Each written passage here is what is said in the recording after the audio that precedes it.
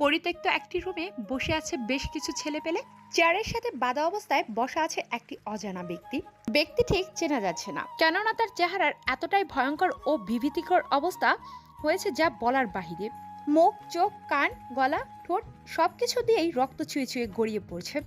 এতটাই ভয়ঙ্করভাবে মার মেরেছে যে সেই অজানা ব্যক্তিটিকে রুমে বসে আছে সাব্বির, সুমন, শারিফ, জাকের, রাজ আরও বেশ কিছু ছেলেপেলে। তাদের মধ্যে থেকে ব্ল্যাক হায়েনা, তাদের বস, অজানা এক আগন্তুক যার নাম শুনলে মানুষের হার্টবিট স্পন্দন বন্ধ হয়ে যায়। আগন্তুকটির পরনে আছে বেশ দামি কিছু সামগ্রী, এই যেমন ধরুন পাইক কেস, হাতে গ্লাভস, মুখে মাস্ক, পরনে কালো রঙের স্যুট বুট পোশাক, মুখে ব্ল্যাক কালারের একটি সিগারেট, হাতে মদের বোতল। একের পর এক মদ খেয়ে চলেছে সেই অজানা আগন্তুকটি। এভাবে বেশ কিছু সময় চলে যায়। এর মধ্যে ওই অজানা আগন্তুকটি আর বেশ কয়েক প্যাকেট সিগারেট শেষ করে ফেলেছে। সাব্বির, সুমন, শারিফ, জাকের, রাজ সবাই ভয়ে আছে, কেননা তারা জানে এ অজানা আগন্তুকটি একবার খেপে গেলে রক্ষে নেই কারো। আর তাকে দেখে বোঝা যাচ্ছে সে বেশ ক্ষেপে আছে কোনো এক বিষয় নিয়ে। চোখগুলো লাল রক্তবর্ণ ধারণ করেছে। নিজের রাগটাকে কন্ট্রোল করার জন্য হাতে একটা পাঞ্চ বল নিয়ে সেটাকে চাপতে থাকে, যাতে নিজের রাগটাকে নিজের নিয়ন্ত্রণে নিয়ে আসতে পারে। তবুও যেন সেই অজানা আগন্তুকটির রাগটা নিজের কন্ট্রোলে নিয়ে আসতে পারছে না। এভাবে অনেক সময় কেটে যায়। সবাই সেই অজানা লোকটির জ্ঞান ফেরার অপেক্ষায় আছে। এভাবে কিছু মুহূর্ত কেটে যাওয়ার পরে জাকের খেয়াল করে সেই লোকটির হাত পা নড়াচড়া করছে। এটা দেখে জাকের বলে ওঠে, এই তোরা সবাই দেখ, শালার জ্ঞান ফিরেছে। তোরা সব কিছু রেডি কর। জি ভাই, সব কিছু রেডি করা আছে।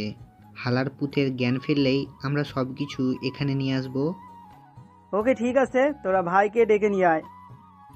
না ভাই, আমি যেতে পারবো না, কারণ ভাইয়ের মেজাজটা গরম আছে। যাকে বলে ইলেকট্রিক 4000 ভোল্টেজ, এই ভোল্টেজে ভাইয়ের কাছে যাওয়া যাবে না, না হলে আমি পুড়ে ছাই। এবার জাকের উল্টো হয়ে মাথা ঘুরিয়ে সাব্বির, শারিফ, রাজ সবার দিকে একবার তাকায়। সবাই ভয়ে মুখ ঘুরিয়ে নিয়েছে। সাব্বির, শারিফ, রাজ মাথা নাড়িয়ে না সূচক জানাচ্ছে, অর্থাৎ তারাও যেতে রাজি হচ্ছে না সেই অজানা আগন্তুকটির সামনে। ভয়ে তাদের হাত পা কাঁপছে, কারণ তারা জানে সেই অজানা আগন্তুকটি কতটা হিংস্র ও ভয়ঙ্কর। একদম ব্ল্যাক হাইনাদের মতো রক্তখেকর ভ্যাম্পায়ার কিং। তাই এবার জাকের আর কোনো কিছু উপায় না পেয়ে সবার দিকে একটা বিরক্তকর দৃষ্টিতে তাকিয়ে চেয়ার থেকে উঠে গুটি গুটি পায়ে এগিয়ে যেতে থাকে সেই আগন্তুকটির দিকে। আগন্তুকটি উল্টো হয়ে মুখে সিগারেট নিয়ে নিকোটিনের ধোঁয়াগুলো বিষাক্ত বাতাসের সাথে মিশিয়ে দিচ্ছে। আগন্তুকটি কোনো কিছু নিয়ে বেশ চিন্তিত। জাকের এবার আগন্তুকটির পিছনে দাঁড়িয়ে মৃদু কণ্ঠে বলে ওঠে, ভাই, শালা নেমুক হারামের বাচ্চাটার জ্ঞান ফিরেছে, আমরা আপনার অপেক্ষায় আছি। জাকেরের মুখে এই কথাটি শুনে চেয়ারে বসে থাকা সেই আগন্তুকটি হাতে থাকা মদের গ্লাসটা হাত দিয়ে চেপে ভেঙে ফেলে এবং ভাঙা গ্লাসের টুকরোগুলো সেই আগন্তুকটির হাতে ঢুকে যায়। রক্ত গড়িয়ে পড়তে থাকে গড়গড় করে হাত দিয়ে, তবুও যেন সেদিকে তার কোনো হেলদোলই নেই। অন্যদিকে জাকের আগন্তুকটির এরকম কাণ্ড দেখে রীতিমতো ভয়ে থরথর করে কাঁপতে শুরু করেছে। হাত পা তার যেন ভয়ে জড়সড় হয়ে গেছে। কি বলবে বা কি করবে কোনো কিছুই বুঝতে পারছে না। আগন্তুকটি এবার বসা থেকে উঠে দাঁড়িয়ে উল্টো হয়ে জাকেরের দিকে ফিরে। জাকের আগন্তুকটির এরকম চেহারা দেখে আরো থরথর করে কাঁপতে শুরু করেছে। আগন্তুকটি এবার কোনো কথা ছাড়াই চলে আসে সেই পরিত্যক্ত বাধা অবস্থায় থাকা সেই লোকটির কাছে। এখন লোকটি পুরোপুরি জ্ঞান ফিরেছে। মিটমিট করে সে চোখ খুলেছে। মাথার উপরে 200 ওয়াটের লালচে রঙের ফিকফাক চিকচাক বাতি জ্বলছে। আবছা আবছা করে চোখ খুলছে সেই আদমরা লোকটি। আগন্তুকটি গুটি গুটি পায়ে সেই লোকটির সামনে এসে উপস্থিত হয়। পেছন থেকে জাকের, সাব্বির, শারিফ, রাজ, সুমন তারা 5 জন মিলে একটি হাই কোয়ালিটির স্পেশাল চেয়ার নিয়ে আসে সেই অজানা আগন্তুকটির জন্য। এবার আগন্তুকটি চেয়ারের উপরে বসে পড়ে। জাকের একটি ব্ল্যাক কালার সিগারেট এনে দেয় সেই আগন্তুকটির হাতে। আগন্তুকটি হাতের ইশারা দেওয়ার সাথে সাথে বাধা অবস্থায় থাকা সেই লোকটির মুখে পানি ছিটা দেয় জাকের। তারপর সেই আগন্তুকটি পুরোপুরি তার সজ্ঞানে ফিরে আসে এবং নিজের সামনে আগন্তুকটিকে দেখে নিজের প্যান্টটাই ভিজিয়ে ফেলেছে, কেননা সে জানে বর্তমানে কার সামনে সে বসে আছে।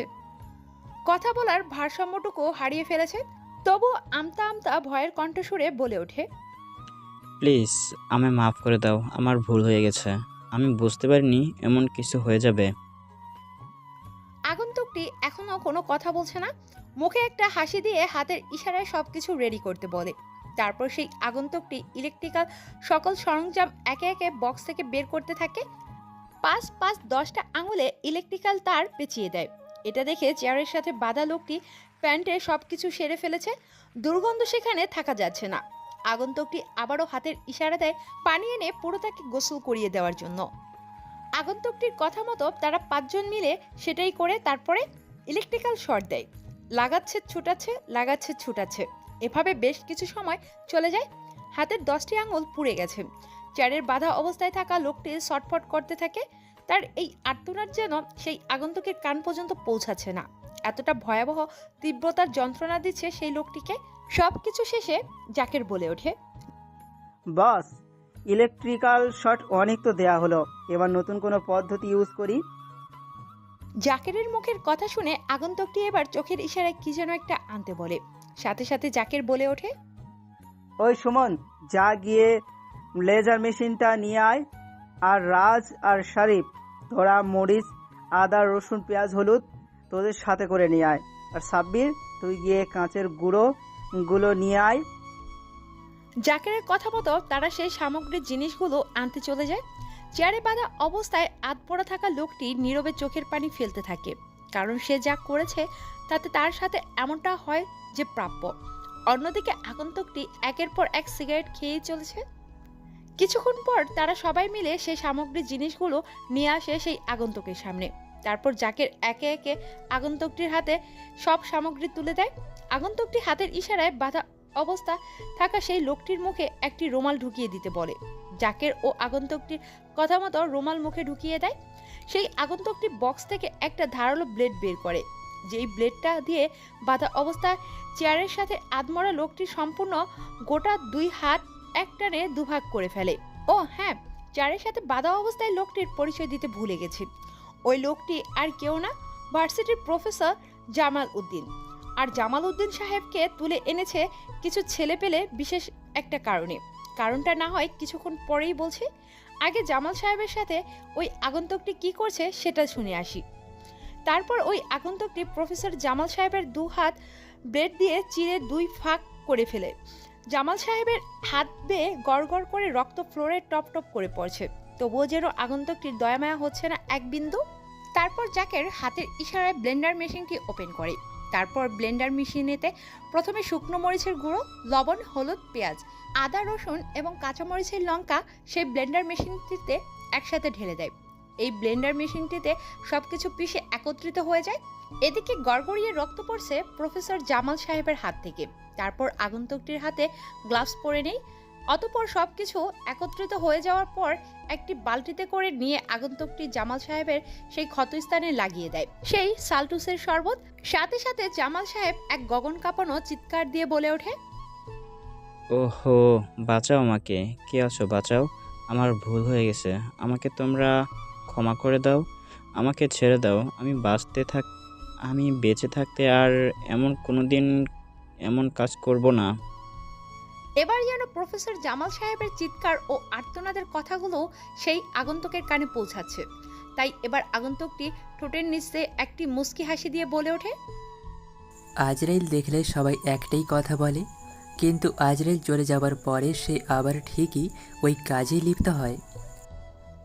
আগন্তুকটির মুখে এরকম ভয়ানক রকমের কথা শুনে এবার সেই প্রফেসর জামাল সাহেবের আবারও কাঁদতে কাঁদতে করুণ সুরে আর্তনাদের ভঙ্গি করে বলে ওঠে, ভাই, আমার ভুল হয়ে গেছে, প্লিজ এবারের মতো ছেড়ে দাও, তোমাদের পায়ে পড়ি, আমার জীবন ভিক্ষা দাও, তবু এইভাবে কষ্ট দিয়ে মেরো না, পারলে একেবারে মেরে ফেলো, তবু কুত্তার মতো শাস্তি দিয়ে মেরো না।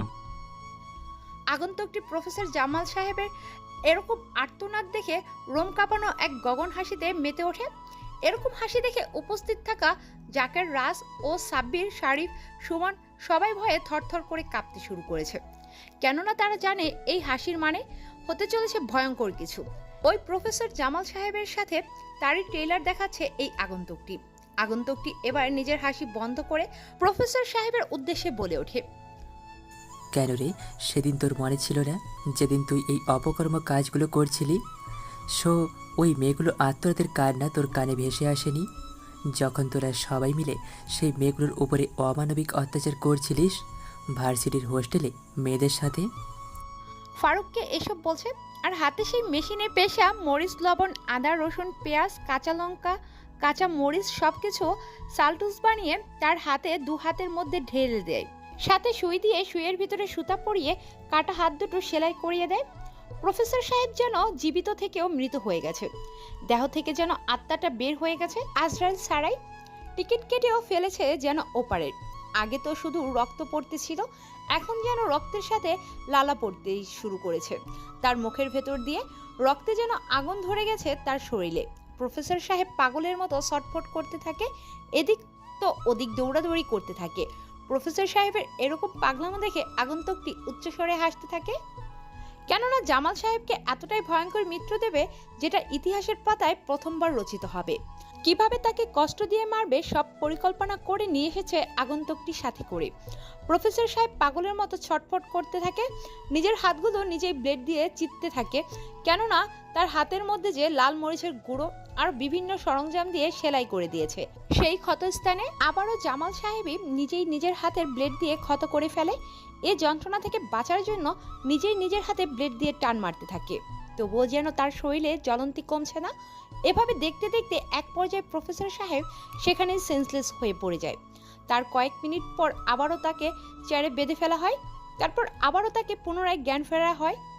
তারপর সেই আগন্তুকটি আবার বলে ওঠে, তোকে একটা শেষ চান্স দিয়েছি, যদি সত্যি সত্যি বলিস তো তোর নেক্সট পর্বে শাস্তিটা কম হবে, আর যদি ব্যাগরবাই করিস তাহলে খুবই ভয়াবহ হতে চলেছে তোর সাথে। আগন্তুকটির মুখে এই কথা শুনে প্রফেসর জামাল সাহেব বুঝে গেছে তাকে কি প্রশ্ন করা হবে, তাই সে মাথা নাড়িয়ে হ্যাঁ সূচক জানায়।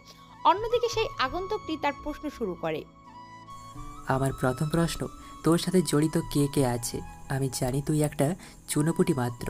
দ্বিতীয়, তোরা ভার্সিটিতে মেয়েদের হোস্টেলের রাতে তাদের সাথে জোরপূর্বকভাবে শারীরিক সম্পর্কে লিপ্ত হতিস কে কে? এবং কলেজের থেকে দিন দিন মেয়েরা কীভাবে গায়েব হয়ে যাচ্ছে, এইসবের মাস্টার মাইন্ড কে? আগন্তুকটির মুখে এ ধরনের কথা শুনে কোনো কিছুই বলছে না প্রফেসর জামাল সাহেব। তাই আগন্তুকটি এবার হাতে করে সেই কাচের গুঁড়োগুলো হাতে নিয়ে সেই দুই হাতের ক্ষতস্থানে লাগিয়ে দেয়। সাথে সাথে যেন তার আর্তনাদ আরও বেড়ে যায়। এই যে জাহান্নামের চেয়েও ভয়াবহ শাস্তি দেওয়া হয়েছে তাকে ইহকালে। চোখ, মুখ, নাক, কান দিয়ে গড়গড়িয়ে রক্ত পড়ছে জামাল সাহেবের, তবুও সে কোনো কিছুই বলছে না। তাই এবার জাকের হুঙ্কার দিয়ে বলে ওঠে, কি রে শালা জানোয়ারের বাচ্চা, এত 30 ডিগ্রি 60 ডিগ্রি 90 ডিগ্রি দেওয়ার পরেও তোর তেজ কমে নাই? ভাই তোকে কি বলেছে এই জানোস না? মেন্টাল ফারুক একবার খেপে গেলে কি হয়, পুরো দুনিয়া ওলট পালট হয়ে যায় রে। এবার প্রফেসর জামাল সাহেব কাঁদতে কাঁদতে মাথা নিচের দিকে দিয়ে বলে ওঠে, প্লিজ তোমরা আমাকে আর মেরো না, আমি আর সহ্য করতে পারছি না। আমি জানি তোমরা আমাকে বাঁচতে দিবে না, তবুও যাওয়ার আগে একটা কথা বলে যেতে পারি। এসবের পিছনে আমাদের কলেজের প্রভাবশালী জড়িত আছে। আমি তো শুধুমাত্র টাকার বিনিময়ে কাজ করেছি তাদের সাথে, এবং কাল রাতে আমাদের ভার্সিটি থেকে কিছু মেয়ে বিদেশে পাচার করা হবে, আর এরই পরিকল্পনা করা হবে আমাদের কলেজ থেকে। এবং কথা কিভাবে ট্রান্সফার হবে সেই বিদেশের হাতে আমাদের ভার্সিটির মেয়েগুলোকে, এর বেশি আমি কিছু জানি না, জানলেও বলতে পারবো না। ওকে, ঠিক আছে, তুই যেহেতু বলে দিয়েছিস তাহলে আর কি করি বল। মরতে তো তোকে হবে, কারণ তুই তো অন্যায় করেছিস। এই ফারুকের হাত থেকে আজ পর্যন্ত কোনো অপরাধী বাঁচতে পারিনি, আর তুইও পারবি না। সো গুড বাই, মৃত্যুর জন্য তৈরি হয়ে যা। এরপর সেই অজানা আগন্তুকটি তার হাতে থাকা স্ক্রু ড্রাইভার মেশিনটা অন করে দিয়ে তার হাতে একে একে গাড়তে থাকে, সাথে পায়ে। তারপর হাতুড়ি দিয়ে তার হাত পায়ে পেরেক মেরে দেয়। এতটাই যন্ত্রণা ও কষ্টময় শাস্তি দিচ্ছে সেই অজানা আগন্তুকটি, এ যে অপরাধীদের চেয়েও ভয়ঙ্কর শাস্তি দিচ্ছে। সে তার নিজের আদালতে তারপর বক্স থেকে একটা ধারালো অস্ত্র বের করে গলার মধ্যে এক টান মারে। সাথে সাথে গলার ফিনকি দিয়ে রক্ত বের হতে থাকে। শরীরে আর রক্ত না থাকায় তার শরীর থেকে আর রক্ত বের হচ্ছে না, বরং রক্তের সাথে জমাট পানি বের হতে থাকে। ছটফট করতে করতে সেখানেই শেষ হয়ে যায় জামাল সাহেব। ইটি টেনে ফেলে সেখানেই তার। ও হ্যাঁ, এখন তো আগন্তুকটির পরিচয় দিতে ভুলে গেছি, তো চলুন আর কথা না বাড়িয়ে এখন আগন্তুকটির পরিচয়টা খুব শর্টকাটে দিয়ে দিই। আগন্তুকটি দেখতে 7 ফুট 2 ইঞ্চি হবে হয়তো, 6 প্যাক বডি না বললেই চলে, সুঠাম দেহ, বেশ স্বাস্থ্যবান। দেহের আকৃতি দেখে বিশাল আকারের দানব মনে হয়। মুখে খোঁচা খোঁচা চাপ দাড়ি, চুলগুলো বেশ স্টাইলিশভাবে জেল দিয়ে আটকে রেখেছে, হাতে ব্যাস, পায়ে ক্যাচ, বেশ স্টাইলিশ জামা কাপড়। দেখে ধনী পরিবারের মনে হবে। চেহারা বেশ মাশাআল্লাহ সুন্দর আছে। গোলুমলু ফর্সা উজ্জ্বল শ্যামলা বর্ণের আজকের আমাদের হিরো। ওহে সরি, নামটা বলতেই তো ভুলে গেছি। আমাদের আজকের হিরোর নামটা হচ্ছে ফারুক। তবে সবাই এই মেন্টাল ফারুক ফারুক বলেই চিনে যায়। যারা অন্ধকার জগতের বাদশা তারা এক নামে চেনে মেন্টাল ফারুককে, আর এই নামটা শুনলেই তাদের অবস্থা খারাপ। অতপর আগন্তুকটি হাতের ইশারায় বুঝিয়ে দেয় লাশটাকে যেন কলেজের মাঠে ঠিক ভার্সিটির মাঝখানে ফেলে আসে, যাতে সবার চোখ সেদিকেই যায়। জাকের, সাব্বির, রাজ, সুমন, শারিফ তারা 5 জন মিলে হ্যাঁ সূচক জানায়। অতপর আগন্তুকটি সেখান থেকে কালো রঙের সানগ্লাস চোখে দিয়ে বেরিয়ে পড়ে তার অজানা গন্তব্যের উদ্দেশ্যে। গাড়িতে বসে ভাবছে কে হতে পারে এসবের মাস্টার মাইন্ড।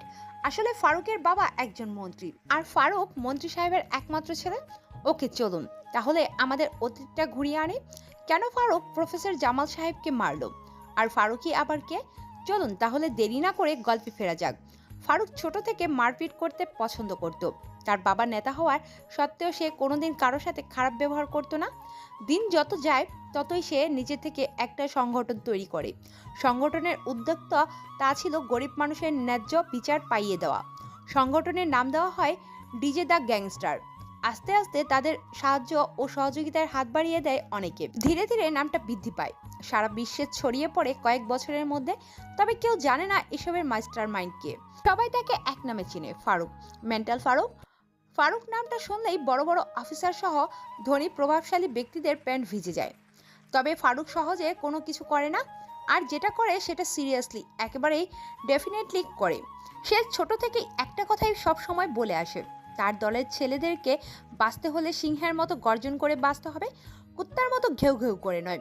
100 জনকে পেছনে রেখে লড়াই করাটাকেই সিংহের লড়াই বলে না, বরং 100 জনের সামনে একাই লড়াই করাটাকে সিংহের লড়াই বলে। এটাই মেন্টাল ফারুকের ক্যারেক্টার। সে দেশ বিদেশে অনেক মাফিয়ার সাথে লড়াই করেছে, আর তাদেরকে প্রতিহত করে আজকে তাদের জায়গাটা মেন্টাল ফারুক ডিজে গ্যাংস্টার নামে পরিচিত পেয়েছে। তবে ফারুকের বাবা মন্ত্রী সাহেব এ বিষয়ে কোনো কিছুই জানে না। ফারুক লেখাপড়া শেষ করে একটা বিজনেস শুরু করেছে। তাদের নিজস্ব একটা কোম্পানি আছে। বলতে গেলে কোটিপতি, ধনপতি, রূপপতি সব। টাকা পয়সার কোনো কমতি নেই, যেমন পাওয়ার তেমনই টাকা। এই ভার্সিটিতে ফারুকের এন্ট্রি নেওয়ার কারণ একটাই, তার বাবার মিথ্যে অপবাদের অপবাদীদের বের করে এবং নিজেদের আদালতে তার বিচার করা। ওকে চলুন তাহলে মন্ত্রী সাহেবের কি এমন ঘটেছিল যার জন্য ফারুক এই ভার্সিটিতে আবার নতুন করে অ্যাডমিশন নিয়েছে ছাত্রের রূপ ধরে। সকালে ঘুম থেকে উঠে মন্ত্রী সাহেব খবরের পেপার পড়ে, আর মিসেস জান্নাত বেগম পরিবারের সবার জন্য সকলের ব্রেকফাস্ট তৈরি করতে লেগে পড়ে। আর আমাদের গল্পের নায়ক সারাদিন অফিসে সময় কাটায়, রাতে কয়েক ঘন্টা অপকর্ম করে রাত 2:30টায় বাড়ি ফেরে। মন্ত্রী সাহেব খবরের পেপার উল্টাচ্ছে, পৌঁছে এমন সময় তার চোখ যায় তার নামে খবরের কাগজে কিছু ছাপা হয়েছে। খবরটা দেখে মন্ত্রী সাহেব বসা থেকে উঠে দাঁড়ায়। খবরের কাগজে ছাপা হয়েছে তার নামে নারী নির্যাতন, নারী পাচার এবং শিশু পাচার ও ড্রাগস স্মাগলিং করার অভিযোগ করা হয়েছে। খবরটি পড়েছেন তিনি। হঠাৎ তার ফোনে ফোন আসে। ফোনের ওপাশ থেকে বলছে, হ্যালো, আপনার নামে এসব কি শুনছি মন্ত্রী সাহেব? এটা যদি সত্যি হয় তো আপনাকে এই মন্ত্রী পদ থেকে পদক্ষেপ করব। মাইন্ডেড। এই বলে মন্ত্রী সাহেবকে আর কোনো কিছু বলতে না দিয়ে রাষ্ট্রমন্ত্রী ফোনটা কেটে দেয়। এতক্ষণ ফোনের ওপাশ থেকে স্বরাষ্ট্রমন্ত্রী কথাগুলো ঝাড়ি দিয়ে বলল। তারপর মন্ত্রী সাহেব টিভি অন করতে সাংবাদিক টিভি স্ক্রিনে বলছে, আজকে সকাল 7টার জমজমাট এক খবর নিয়ে হাজির হয়েছি আপনাদের সামনে। শহরের মাথামন্ত্রী সাহেব, তার নামে অভিযোগ এসেছে তিনি চট্টগ্রাম ভার্সিটির নারী পাচার, শিশু পাচার, ড্রাগস স্মাগলিং এসবের পেছনে জড়িয়ে আছেন। এরকম আরও খবর পেতে আমাদের সাথেই থাকুন। পরবর্তী নিউজ দেখানো হবে দুপুর 2টায়। অন্যদিকে মিসেস জান্নাত বেগম মন্ত্রী সাহেবের জন্য চায়ের কাপ নিয়ে আসছিলেন, আর টিভির স্ক্রিনে সাংবাদিকের বলা কথাগুলো শুনে চায়ের কাপটা ফেলে দেয়। কোনো কিছু পড়ার শব্দে মন্ত্রী সাহেবের ধ্যান ভেঙে মুহূর্তের মধ্যেই পুরো বাড়িটাকে ঘিরে ফেলে পাবলিক। সেনাবাহিনী, আইনবাহিনী, পাবলিককে আইনবাহিনী থামানোর চেষ্টা করছে। এত সব হইচই শুনে ফারুকের ঘুম ভেঙে যায়। ফারুক নিচে এসে সবকিছু শুনে বাইরে বের হয়। বাইরে থেকে সাধারণ পাবলিক তাদের বাড়ির দিকে ইট টমেটো যা পাচ্ছে তাই ছুঁড়ে মারছে, আর অন্যদিকে আইনশৃঙ্খলা বাহিনী তাদেরকে প্রতিরোধ করার জন্য চেষ্টা করছে। এটা দেখে ফারুক সামনে এগিয়ে যায়।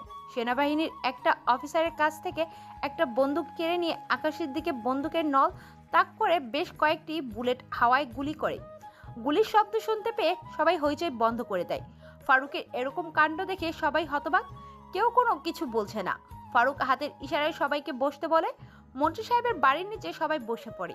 তারপর ফারুক বলে ওঠে, আপনারা আজকে একটা ভুল ধারণা নিয়ে আমাদের বাড়িতে এসেছেন ভাঙচুর করতে। এতদিন যখন সাহায্য চেয়েছিলেন তখন আমার বাবা পাগলের মতো আপনাদের সাহায্য করেছে। মানুষ জাতি আসলেই খুব খারাপ, এরা কুত্তার চেয়েও ভয়ঙ্কর। কুকুরকে বিশ্বাস করা যায় কিন্তু মানুষকে নয়। কথাই আছে না, বাঙালি খাবে কম নষ্ট করবে বেশি, বাঙালি বোঝে কম চষে বেশি। ঠিক তেমনই হয়েছে আপনাদের দশা। কোনো কিছু যাচাই না করে এসেছেন আমার বাবার বিরুদ্ধে অ্যালিগেশন নিয়ে। এরকম হামেশাই হয়, রাজনীতি করতে গেলে বিরোধী দল মিথ্যা অপবাদ দিতে পারে। আপনারা জানেন না আমার বাবা কত সৎ। ওই তোকে এখানে হইচই করে লাভ নেই, আমি প্রমাণ করে দেব আমার বাবা নির্দোষ। এখন আপনারা যে যার নিজ গন্তব্যে বেরিয়ে পড়ুন, এখানে বিশৃঙ্খলা সৃষ্টি করবেন না। মুহূর্তের মধ্যেই মন্ত্রী সাহেবের বাড়িটা ফাঁকা হয়ে যায়, কেননা তারা জানে ফারুক যেটা বলেছে সেটাই করবে। বাড়ির ভেতরে প্রবেশ করে মন্ত্রী সাহেব বলে ওঠে তার ছেলেকে,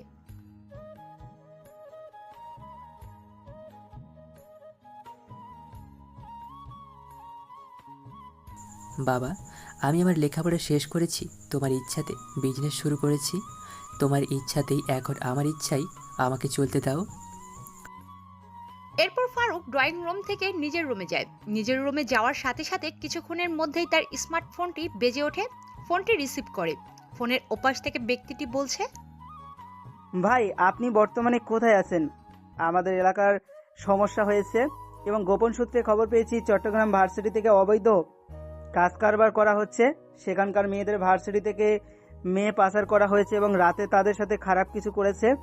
আমাদের ছেলেপেলে সেখানে স্থানীয়ভাবেই আছে, তাই আমাদের গোপন সূত্রে খবরটা দিয়েছে এবং কিছুদিনের মধ্যেই আমাদের দেশ থেকে কিছু মেয়েকে পাচার করা হবে বিদেশে। ফারুক সবেমাত্র জুসের শরবতের গ্লাসটা হাতে নিয়েছেন শরবত খাওয়ার জন্য। ফোনের ওপাশ থেকে জাকিরের বলা কথাগুলো শুনে গ্লাসটা চেপে ভেঙে ফেলে। কাজগুলো হাতে গেঁথে যায়, তবুও যেন সেদিকে তার কোনো ভ্রুক্ষেপ নেই। এবার ফারুক রাগান্বিত কণ্ঠে বলে ওঠে, এলাকায় যত ছেলেপেলে আছে সবাইকে সতর্ক থাকতে বল, সাথে পুরো ভার্সিটিটাকে ঘিরে ফেলতে, এবং আমার কিছু ছেলেপেলেকে সেখানে ভর্তি করে দে। ইনফরমেশন যেন আমাকে এনে দেয়, তারপরেই আমি অ্যাকশন নেব। তুই তো জানিস আমি এমনি এমনি কোনো কাজ করি না, আর যেই কাজটা করি সেটা না করা অবধি পর্যন্ত তাকে ছাড়ি না। ওকে, ঠিক আছে ভাই, আমি আপনার কথা মতো সবকিছু রেডি করছি। এই বলে জাকির ফোনটা কেটে দেয়। তারপর ফারুক ফ্রেশ হয়ে খাওয়া দাওয়া করে বেরিয়ে পড়ে তার অফিসের উদ্দেশ্যে। এভাবে কেটে যায় একদিন। পরের দিন অফিসে বসে আছে ফারুক, তখনই জাকিরের ফোন আবার পায় সে। ফোনের ওপাশ থেকে জাকির বলছে, হ্যালো ভাই, খবর একদম পাক্কা আছে, আপনি আসতে পারেন চট্টগ্রাম, আমরা সব ব্যবস্থা করছি। ওকে, ঠিক আছে। তারপর ফারুক ফোন কেটে দেয়। তার দুদিন পর ফারুক চট্টগ্রাম ভার্সিটিতে ভর্তি হওয়ার উদ্দেশ্যে রওনা দেয়। আর চট্টগ্রাম আসার পর কি হলো সেটা তো এতক্ষণ শুনলেন। আপনাদের সাথে কথা বলতে বলতে চলে এসেছে তার নিজ গন্তব্যে। ফারুকের এখানে একটা কোম্পানি আছে, আর্কিভেল ইন্ডাস্ট্রিজ। তার নিজের একটি বাড়ি আছে, সেই বাড়িতে ফারুক উঠেছে। আপনাদের সাথে কথা বলতে বলতে গাড়ি নিয়ে আসে তার বাড়িতে। বাড়িতে ঢুকে সোজা গা এলিয়ে দেয় বিছানায়। এখন রাত বাজে 3টা। অন্যদিকে জাকির, সাব্বির, শারিফ, রাত, সুমন তারা 5 জন মিলে প্রফেসরের লাশটাকে টুকরো টুকরো করে প্লাস্টিকের প্যাকেট করে লাশটিকে নিয়ে ভার্সিটির মাঝখানটায় ফেলে চলে আসে। পরের দিন সকালে পাখির কিচিরমিচির, মানুষের সমাগম, গাড়ির যানবাহন সবকিছু মিলে ফারুকের ঘুম ভেঙে যায়। ঘুম থেকে উঠে কফি খেতে খেতে নিচে নামে। তখনই দেখে জাকির, সুমন, সাব্বির, শারিফ, রাজ একে অপরের হইচই করে হাসছে। এটা দেখে ফারুক তাদেরকে জিজ্ঞেস করে, কিরে, পাগল হয়েছিস নাকি তোরা সব? পাগলের মতো দাঁত কেলিয়ে হাসছিস কেন? পেছনে সবাই তাকিয়ে দেখে তাদের পেছনে দাঁড়িয়ে আছে ফারুক। ফারুককে তাদের পেছনে দাঁড়িয়ে থাকতে দেখে মুহূর্তের মধ্যেই তাদের হাসি থেমে যায়। সবাই বসা থেকে উঠে দাঁড়ায়। সুমন কফি খাচ্ছিল। ফারুকের গলার স্বর শুনতে পেয়ে কফিটা গলায় আটকে যায়। খক খক করে কাশতে শুরু করে। শারিফ আচমকা ফারুকের কণ্ঠ শুনতে পেয়ে চমকে ওঠে, কেননা তারা ফারুককে ভীষণ ভয় পায়। একমাত্র শুধু কথা বলতে পারে জাকের। বাকি চারজন তেমন ফারুকের সাথে ভয়ে কথা বলে না, শুধু তার আদেশগুলো পালন করে। এবার সবাই জড়সড় হয়ে আছে চারজনের মধ্যে, কেউ কোনো কিছু বলছে না দেখে জাকের এবার বলে ওঠে, আসলে ভাই তেমন কিছু না, কালকে যে মার্ডারটা করলেন চট্টগ্রাম আসতে না আসতেই সেই মার্ডারের নিউজ দেখাচ্ছে টিভিতে। সাংবাদিক বলেছে এটা কোন স্টুডেন্টের কাজ। তাই তো, কি খবর দেখাচ্ছে শুনি, অন কর তো ভিডিওটা। জাকের এবার ফারুকের কথা মতো ভিডিওটা অন করে। ভিডিও অন করতে দেখে সাংবাদিক টিভির ওপাশ থেকে বলছে, আজকের ব্রেকিং নিউজ জমজমাট এক খবর নিয়ে হাজির হয়েছি আমি, Mrs Sweety Chowdhury. Breaking news নিয়ে আপনাদের সামনে আজকের জমজমাট খবর হচ্ছে, চট্টগ্রাম ভার্সিটির কেউ বা কারা প্রফেসর জামাল সাহেবকে নৃশংসভাবে হত্যা করেছে। এতটা নৃশংসভাবে হত্যা করেছে যে তার শরীর খণ্ড খণ্ড হয়ে গেছে। শরীরে ইলেকট্রিক্যাল শকটি দেওয়া হয়েছে, সাথে তার দুটো হাত ছিঁড়ে সেখানে বিভিন্ন প্রকার কাঁচামাল জাতীয় দ্রব্য শরীরে ঢালা হয়েছে, যার কারণে শরীরের অধিকাংশ মাংস ও রক্ত পানিতে পরিণত হয়ে গেছে এবং পচন ধরতে শুরু করেছে। কী করেছে, কেন করেছে, কারা করেছে, কোনো কিছুই বের করতে পারছে না। তারা তাদের মতো তাদের তাণ্ডব চালিয়েই যাচ্ছে। তবে আমরা এখন আমাদের সামনে মিস্টার আকবর আলী, ইন্সপেক্টর আকবর আলী সাহেবের কাছ থেকে কিছু ইনফরমেশন নেব। তো স্যার বলুন, আপনারা তদন্ত করে কি বুঝলেন? এটা ভার্সিটির ছাত্রদের কাজ নাকি বাইরের কোনো ষড়যন্ত্রের কাজ, যা আগে থেকেই শত্রুতা ছিল প্রফেসর জামাল সাহেবের সাথে? তার হত্যার প্রতিশোধ নিয়েছে তাকে হত্যা করে, এতে আপনার কি বক্তব্য? ইন্সপেক্টর এতক্ষণ লাশের তদন্ত করছিল। সাংবাদিক যাওয়াতে হাতে পরা গ্লাভসগুলো খুলে ফেলে, মাথায় থাকা টুপিটা হাতে নিয়ে নেয়, তারপর ক্যামেরার সামনে মাইক্রোফোন হাতে নিয়ে বলতে শুরু করে, দেখুন, আমরা তদন্ত করে জানতে পেরেছি এবং তদন্ত করে দেখছি তাকে অনেক নৃশংসভাবে হত্যা করা হয়েছে, আর অপরাধীরা কোনো ক্লু পেলে যায়নি। আর এইসবের পেছনে মাস্টার মাইন্ড যে একটি গ্যাং আছে। ইন্সপেক্টর আকবর আলীর মুখে গ্যাং কথাটা শুনে উপস্থিত থাকা সবাই হতবাক। এই কথা শুনে সাংবাদিক সুইটি ইন্সপেক্টর আকবর আলীর কথাটাকে টেনে ধরে বলে ওঠে, গ্যাং? এই মার্ডারের সাথে তার মানে কোনো গ্যাং জড়িত আছে? আপনি এটাই বোঝাতে চাচ্ছেন? আগে তো আমাকে বলতে দিন, আপনারা যদি সব কিছু জানেন তাহলে আমার কাছে কেন জানতে এসেছেন? সরি স্যার, আপনি বলুন। হ্যাঁ, গ্যাং প্রফেসর সাহেবকে মারার পেছনে গ্যাং জড়িত আছে, আর এই গ্যাং সহজে কারো প্রাণ নেয় না। নিশ্চয় প্রফেসর সাহেব এমন কোনো কাজে জড়িত ছিল যেটা তার উচিত ছিল না, এবং এই গ্যাং খবর পেয়ে এই শহরে চলে এসেছে। নাম কি এর? বিস্তারিত কিছু আমাদের বলুন, আমরা দর্শকের কাছে পৌঁছে দেওয়ার চেষ্টা করব। ও হ্যালো, এটা কোনো সিনেমা শুটিং চলছে না, এখানে মারার তদন্তের রিপোর্ট আমি আপনাদেরকে বলছি, তাই আমাকে পুরোটা বলতে দিন। এটা বলছিলাম, এই গ্যাংয়ের নাম হচ্ছে ডিজে গ্যাংস্টার। এই গ্যাংয়ের মালিককে বা কি তার পরিচয় আমরা কোনো কিছুই আজ পর্যন্ত বের করতে পারিনি, তবে তদন্ত চলছে। আর একটি বিশেষ খবর হচ্ছে, এই গ্যাং যখন এই শহরে এসেছে তার মানে আপনারা ধরে নিন এখান থেকে চট্টগ্রাম শহরের লাশের কারখানা শুরু হয়েছে, কারণ এই গ্যাং যেখানে গেছে সেখানে ধ্বংস ছাড়া কোনো কিছুই শুরু করেনি। আর এই খনিটি হচ্ছে মাস্টার মাইন্ড গেমার। এর থেকে আপনারা সাবধানের সতর্ক থাকবেন। আমি এতটুকু আপাতত জানি, আর পরবর্তীতে আপনাদের জানানো হবে কোনো খবর পেলে। এই ছিল আসল খবর প্রফেসর সাহেবের হত্যার পিছনে।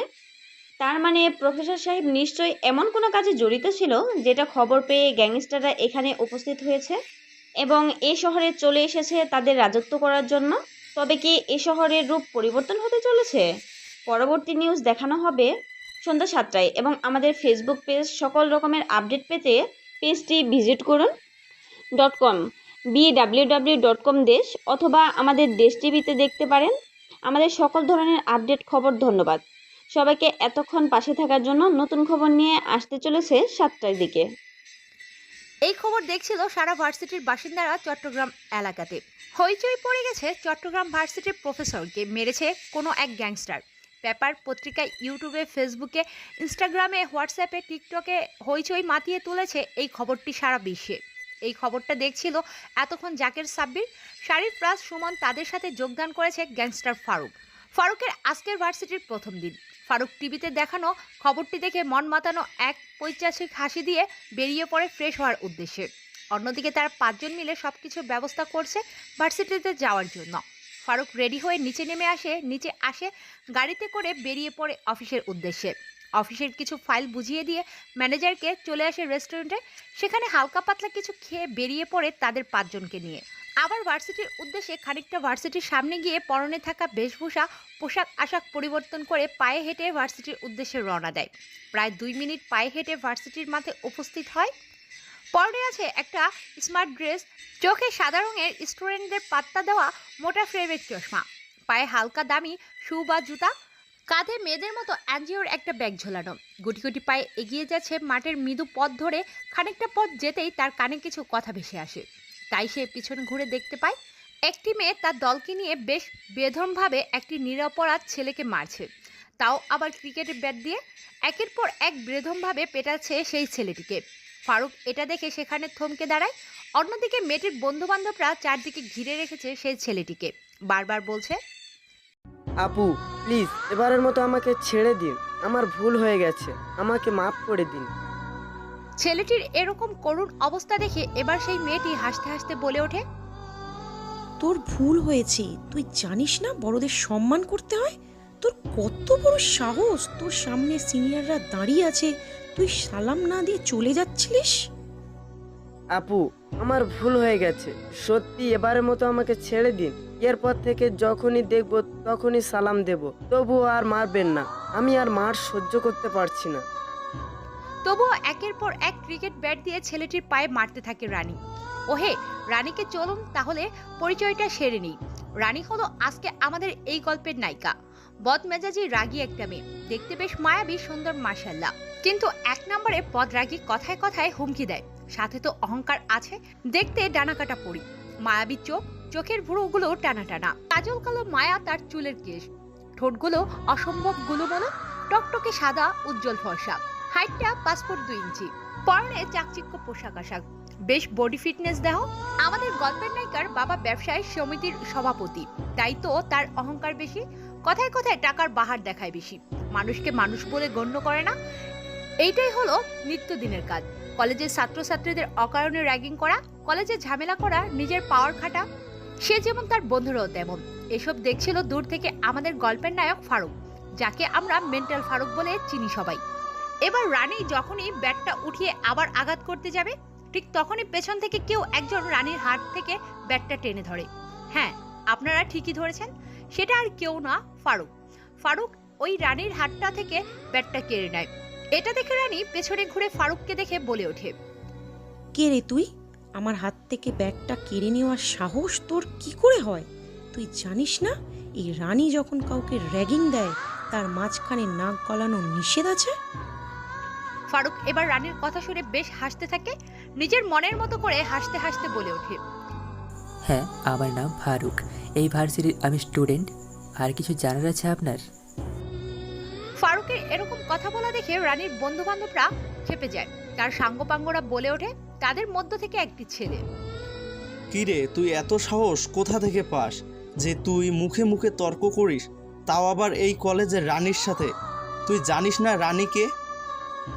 রানা নামের ছেলেটির মুখে এরকম কথা শুনে ফারুক যে আবারও মাতাল করা একটা হাসি দিয়ে ওঠে, মুস্কি একটা হাসি দিয়ে বলে ওঠে, তাই নাকি? সে এমন কে যে তাকে ভয় করতে হবে, তাও আবার তার মুখে মুখে কথা বলতে হলে পারমিশন লাগবে? তো স্যার না ম্যাডাম? ফারুকের মুখে এরকম কথা শুনে রানী এবার রেগে ফেটে যাচ্ছে। সাদা রঙের মুখটা যেন লাল টমেটোর মতো হয়ে গেছে, চোখগুলো আগুনের গোলার মতো হয়ে গেছে, চোখের পাপড়িগুলো যেন ঝলসে পড়ছে। এতটাই রেগে গেছে ফারুকের কথা শুনে। এবার রানী কোনো কথা ছাড়াই ফারুকের শার্টের কলার ধরে হ্যাসকা সামনে টান দেয় আর বলে ওঠে, এই ফকিন্নির বাচ্চা, কে তুই? জানিস তুই কার সাথে কথা বলছিস? আমি কে তুই জানলে তো প্যান্টে হিসু করে ফেলবি। তোর কি যোগ্যতা আছে আমার সাথে কথা বলার? তুই জানিস আমার বাবা এই শহরের বিজনেস সভাপতি, আর তুই তার মেয়ের সাথে করছিস বেয়াদবি? রানীর মুখে ফারুক একথা শুনে মনে মনে হাসতে হাসতে বলে ওঠে, আরে ফকিরনি ঘরের ফকিরনি, সাধারণ একটা সভাপতি মেয়ে হয়ে এত অহংকার! আর তুই যদি জানতিস আমি কে, তাহলে তো মনে হয় শরীরে তোর কাপড়ই থাকতো না। ফারুককে এভাবে চিন্তিত থাকতে দেখে রানী এবার ফারুকের পায়ে এসে ক্রিকেট ব্যাটটা দিয়ে একটা বাড়ি মারে। সাথে সাথে ব্যাটটা ভেঙে দুখণ্ড হয়ে যায়। ব্যাটটা দুদিকে ছিটকে গিয়ে পড়ে, কিন্তু এদিকে ফারুকের কোনো টনক নড়ে না। এটা দেখে সবাই আশ্চর্য, সবাই অবাক হয়ে তাকিয়ে আছে তাদের দিকে। এজন্য এক সিনেমার শুটিং চলছে ক্যামেরার সামনে, আর নায়ক নায়িকা তাদের স্ক্রিপ্টে রোল দিচ্ছে। সবাই হাঁ করে তাকিয়ে আছে, কি হচ্ছে এখানে কেউ কিছুই বুঝতে পারছে না। এবার রানী আরেকটা ধাক্কা দিয়ে বলে ওঠে, কাজটা তুই ভালো করলি না। প্রথম দিন এসে এই রানীর সাথে ঝামেলা করলি। এই রানী কি জিনিস সেটা বোঝাবি তোকে সময় হলে। You understand the better understand. এটা দেখে রানী তার দলবলকে নিয়ে সেখান থেকে চলে যায়। কেননা রানী চারদিকে তাকিয়ে দেখে তাদের দিকে সবাই হাঁ করে তাকিয়ে আছে। তাই রানী অপমান বোধ করে মনে করে সেখান থেকে চলে আসে আর দলবলকে নিয়ে। অন্যদিকে ফারুক সেই পড়ে থাকা ছেলেটিকে উঠিয়ে ভার্সিটির ক্যাম্পাসে নিয়ে গিয়ে বসিয়ে দেয়। তারপর ফারুক বলে ওঠে, তোমার নাম কি ভাই? ওরা তোমাকে সবাই মিলে মারছিল কেন? জি ভাইয়া, আমার নাম রাকিব। আমি এই ভার্সিটিতে অ্যাডমিট করেছি। আর আমি নতুন তো, তাই তেমন কাউকে চিনি না। আজকে ভার্সিটির প্রথম দিন ছিল এবং এই খারাপ মানুষদের সাথে দেখা হয় এবং তারা আমাকে র্যাগিং দেয়। ওকে, ঠিক আছে, আজ থেকে আমরা বন্ধু। চল তোকে ডাক্তারের কাছে নিয়ে যাই। না থাক, ডাক্তারের কাছে যেতে হবে না। আমি আজকে বাসায় চলে যাচ্ছি, তুই থাক। ওকে, ঠিক আছে, বাই। তারপর ছেলেটি ওখান থেকে চলে যায়, মানে রাকিব ওখান থেকে চলে যায়। আর ফারুক তার নিজের ক্লাসরুমটা নিজেই খুঁজে ক্লাসরুমের ভিতরে চলে যায়। আজকে তেমন ক্লাস হবে না বলে জানিয়েছেন প্রিন্সিপাল, কারণ আজকে পরিচয় পর্বে সারবে সবার সাথে। একে একে সবাই সবার পরিচয় দেয়, ফারুকও তার পরিচয় দেয়। অন্যদিকে রানী রেগে মেগে একাকার। তাকে এভাবে রেগে যেতে দেখে তার বন্ধু রানা বলে ওঠে, কিরে রানী, তুই ছেলেটাকে কি কোনো কিছু না করে ছেড়ে দিলি? তাও এটা আমাকে বিশ্বাস করতে হবে যে রানীর হাত থেকে একটা ছেলে বেঁচে গেল, তাও আবার তোকে চোখ রাঙিয়ে কথা বলে। এবার রানীর রাগান্বিত চোখে একবার রানার দিকে, দুই পা এগিয়ে যায় রানার চোখে চোখে রেখে এক নাগারে বলতে শুরু করে, ওই বলদের বাচ্চা বলদ, তোরে আমি কখন বলছি ওরে আমি ছাইরা দিছি? ওখানে থাকলে আমি আরও অপমান হতাম। ওকে এমন সাজা দেব যেটা ভার্সিটির ঐতিহাসিক প্রথম পাতায় থাকবে। তাই নাকি? আমরাও দেখব তুই কি শাস্তি দিতে পারিস। রানী ও রানার দুজনের কথা শুনে তাদের সাথে থাকা তাদের বান্ধবী এবার শালিনী বলে ওঠে, আচ্ছা রানী, তুই যখন ছেলেটার ক্ষতি করতে পারবি তখন বলিস, এখন বাদ দে তো এসব। আচ্ছা চল আড্ডা দিই, পুরো মুডটাই নষ্ট করে দিলি। তারপরে তারা সবাই মিলে চলে আসে আড্ডা দিতে। অন্যদিকে একে একে সবাই পরিচয় পর্ব সেরে ভার্সিটি থেকে বাড়ির উদ্দেশ্যে রওনা দেয়। তখনই ফারুককে চোখে যায় ক্যাম্পাসের দিকে। কিছু ছেলে মিলে একটি মেয়েকে র্যাগিং দিচ্ছে। একটি মেয়ের ওড়না বেশ কিছু ছেলে নিয়েছে। তারপরে হাত দিয়ে মেয়েটিকে অশ্লীলভাবে তার গায়ে হাত দেওয়ার চেষ্টা করছে। এটা দেখে ফারুক সেখানেই থেমে যায়। তারপর পকেট থেকে ফোনটা বের করে সবার চোখের আড়ালে একটি ফটো তুলে নেয়। ছবিটি সেন্ড করে জাকিরের ফোনে আর মেসেজ লিখে দেয়, আজকে একে সন্ধ্যার সময় আমার গোডাউনে চাই। তার কিছুক্ষণ পরে জাকিরকে রিপ্লাই দেয়, ওকে ভাই, ঠিক আছে, পেয়ে যাবেন। এই বলে পকেটে ফোন রেখে দেয়। অন্যদিকে ফারুকও বেরিয়ে পড়ে বাড়ির উদ্দেশ্যে। ভার্সিটি পুরোপুরি বন্ধ হয়ে গেছে, দেখতে দেখতে সন্ধ্যা হয়ে গেছে। ফারুক পুরোপুরি রেডি গোডাউনের উদ্দেশ্যে বেরিয়ে পড়ে, কেননা সে জানে যখন জাকির বলেছে পেয়ে যাবেন, তার মানে জাকির কাজটা অবশ্যই করবে। তাই গাড়ি নিয়ে বেরিয়ে পড়ে ফারুক গোডাউনের উদ্দেশ্যে। অন্যদিকে জাকির, সাব্বির, সুমন, শারিফ, রাজ তারা পাঁচজন মিলে সেই ছেলেটিকে তুলে নিয়ে আসে। গোডাউনের ভেতরে গুটি গুটি পায়ে গোডাউনের ভেতরে প্রবেশ করে। ফারুক প্রবেশ করতেই দেখে তাদের মনে ওই ছেলেগুলোকে চেয়ারের সাথে বেঁধে রেখেছে। তারপর ফারুক কোনো কথা ছাড়াই সেই ছেলেগুলোর সামনে যায়। জাকির একটি চেয়ার নিয়ে এসে ফারুককে দেয়। বসে পড়ে পা দিয়ে পায়ের ওপর। কোনো কথা ছাড়াই ফারুক হাতের ইশারা দেয় বক্সটা খোলার জন্য। জাকিরও বক্সটা খুলে দেয়। সেখান থেকে ফারুক একটা প্লাস বের করে সাথে সাথে একটা হাতুড়িও কিছু ঝুলি প্লাস নিয়ে হাতের আঙুলগুলো চেপে ধরে। তারপর হাতের তালুর উপরে ঝুলি রেখে হাতুড়ি দিয়ে কাঠের সাথে ঝুলিটা মেরে দেয়। ছেলেগুলো যেন আর্তনাদ এক গগন কাঁপানো চিৎকার দেয়। ছেলেগুলোর চিৎকার যেন পুরো রুমটাকে থরথর করে কাঁপছে। তাদের এই চিৎকার সহ্য হচ্ছে না দেখে ফারুক এবার বলে ওঠে, তোরা কি দেখে থাকবে নাকি? হেডফোনগুলো নিয়ে আসবি, এতে চিৎকার ভালো লাগছে না। এখনও অনেক ডিগ্রি দেওয়া বাকি আছে। হেডফোনগুলো নিয়ে আয়, কানে লাগাবো। তারপর জাকের অন্য রুম থেকে কানের হেডফোনগুলো নিয়ে আসতে যায়। কিছুক্ষণের মধ্যেই হেডফোনগুলো নিয়ে আসে। তারপর তারা 6 জন মিলে কানে হেডফোন পরে নেয়। তারপর আবার হাতের মধ্যে ঝুলি মারতে থাকে হাতুড়ি দিয়ে। এভাবে 5টা আঙুলে 10টা নাঙলে মেরে দেয় তাদের ওই ছেলেগুলোকে। গড় গড় করে রক্ত বের হচ্ছে ছেলেগুলোর হাত থেকে। হাত পা কোনো কিছুই নড়াতে পারছে না, কেননা ঝুলির সাথে ফ্লোরের হাতের সাথে চেয়ারে ঝুলি মারা হয়েছে। ছেলেগুলো চিৎকার করছে, তাদের চিৎকার যেন তাদের 6 জনের কানে পৌঁছাচ্ছে না। চোখ দিয়ে গড়িয়ে পড়ছে রক্তের সাথে পানি। এবারে ফারুক তাদের এরকম আর্তনাদ দেখে যেন একটু মায়া হয়। তাই এবার ফারুক বলে ওঠে, কলেজের মেয়েদের ডিস্টার্ব কেন করেছিলিস? তাদের গায়ে কেন হাত দিয়েছিলিস? প্রতি রাতে মেয়েদের সাথে ডেটিংয়ে কে যেত? তোদের লিডার কে? এবার ছেলেগুলো বেশ ঘাবড়ে যায়। ছেলেগুলো কি করবে কোনো কিছু ভেবে পায় না, কেননা এখানে সত্যি বললে এরা হয়তো ছেড়ে দেবে, বাইরে গেলে তাদের মৃত্যু নিশ্চিত। আর এখানে মিথ্যে বলে এদের হাতে তাদের মৃত্যু নিশ্চিত। ছেলেগুলো কি করবে কি বলবে কোনো কিছুই ভেবে পায় না, এক নাগাড়ে কেঁদে চলছে। ফারুক তাদের এরকম অবস্থা দেখে আবারও প্লাস বের করে হাতের নখ কেটে নিতে যাবে, ঠিক তখনই তাদের মধ্যে থেকে ফয়সাল নামের একটি ছেলে বলে ওঠে, ভাইয়া এবারের মতো আমাদের ছেড়ে দিন প্লিজ, আমরা আসলে এর কিছু জানি না। আসলে এসবের লিডার হচ্ছে আমাদের কলেজের বিপি জিসান। সে কলেজে গিয়ে প্রতি রাতে মেয়েদের সাথে জোরপূর্বকভাবে শারীরিক সম্পর্ক করে, তাও আবার হোস্টেলের মেয়েদের সাথে। ছেলেগুলো এসব বলছে আর অঝরে কাছে। ছেলেগুলোর এরকম কান্না তবুও যেন মায়া হচ্ছে না ফারুক ও তার দলবলের। এবার ছেলেটি থামে। রেহান নামের অপর ছেলেটি বলে ওঠে, জি ভাইয়া, আমরা এসবের কোনো কিছুই জানি না। আমরা শুধু তার সঙ্গে সঙ্গ দিই। সে মেয়েদের সাথে ব্যবসা করে, তার বন্ধু বান্ধবরা এসব করে। ছেলেগুলো যতই কথা বলছে ততই ফারুক রেগে একাকার হচ্ছে। ফারুক যেন এখন নিজেই নিজের মধ্যে নেই, ভয়ঙ্কর এক দানব রূপ ধারণ করেছে। ফারুক এখন তাকে বেশ হিংস্র মনে হচ্ছে। তারপর ফারুক নিজের রাগটাকে কন্ট্রোল করার জন্য স্পঞ্জের একটি বল হাতে নিয়ে চাপতে থাকে। নিজের রাগটাকে অনেকটাই নিজের কন্ট্রোল নিয়ে এসে ছেলেগুলোর উদ্দেশ্যে আবার বলে ওঠে, আমি খবর পেয়েছি ভার্সিটির কিছু মেয়েকে পাচার করা হবে। সেটা কোন দিন এবং কোথায়, এবং এই কাজের সাথে কারা কারা জড়িত আছে? জি ভাইয়া, এগুলোকে আজকে পাচার করা হবে। আমাদের কলেজের হোস্টেলে কিছু মেয়ে, আর এসবের পিছনে সম্ভবত জিসান ভাইয়ের হাত আছে। জি ভাইয়া, এবারের মতো আমাদের প্লিজ ছেড়ে দিন। আমরা আমাদের ভুল বুঝতে পেরেছি। আমরা যা জানি সবই আপনাকে বলে দিয়েছি। ওকে, তোদেরকে ছেড়ে দেবো, তবে একটা শর্ত। তোরা বলতো, তোরা কি ওই মেয়েদের সাথে কোনোদিন শারীরিক সম্পর্কে লিপ্ত হসনি? তাদের অবৈধ কাজে সাহায্য করিসনি? জি ভাইয়া, মেয়েদের সাথে আমরা অসভ্যতামি করেছি। কিরে, তুই মুখ বন্ধ করে আছিস কেন? জি ভাইয়া, মেয়েগুলোকে আমি ভোগ করেছি এবং তাদের কাজে সাহায্য করেছি। এই কথাটা বলা শেষ হতে না হতেই ফারুক তার পাশে থাকা বক্সটা থেকে একটা চাইনিজ কোরাল নিয়ে চোখের নিমিষেই কলা গাছের মতো এক কোপে তাদের শরীর থেকে আলাদা করে ফেলে।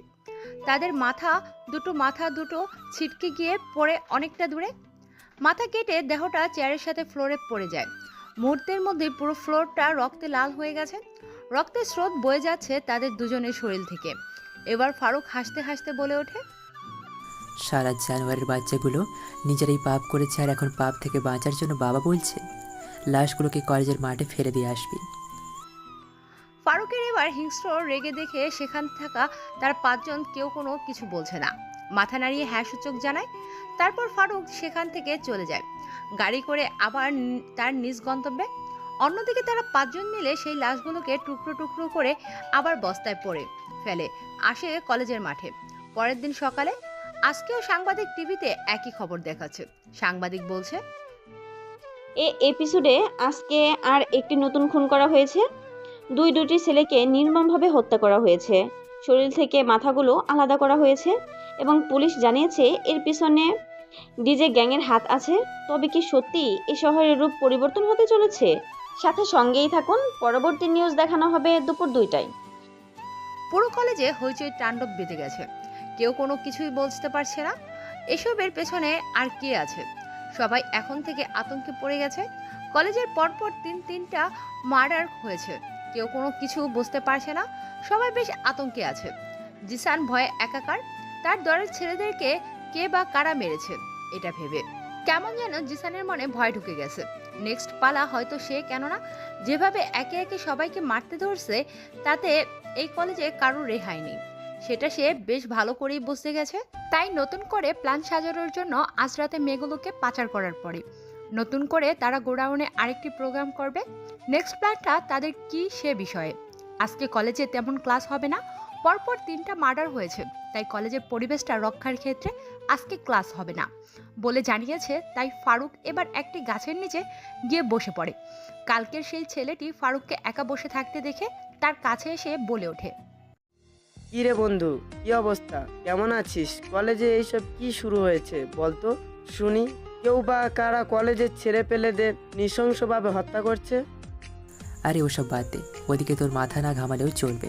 তুই লেখাপড়া করতেছিস, সেদিকে মন দে। এভাবে তারা দুজনে আড্ডা দিতে থাকে। তারা বেশ কিছু সময় পরে ফারুকের পকেটে থাকা ফোনটি বেজে ওঠে। ফোন বের করে দেখতে পায় তার মা জান্নাত বেগম ফোন করেছে। তাই এবার ফোন রিসিভ করে বলে ওঠে, আসসালামু আলাইকুম আম্মু, কেমন আছো? আর বাবা কেমন আছে? ওয়ালাইকুম আসসালাম। জি আলহামদুলিল্লাহ, আমরা সবাই ভালো আছি। তুই কেমন আছিস? জি আলহামদুলিল্লাহ, আমিও ভালো আছি আম্মু।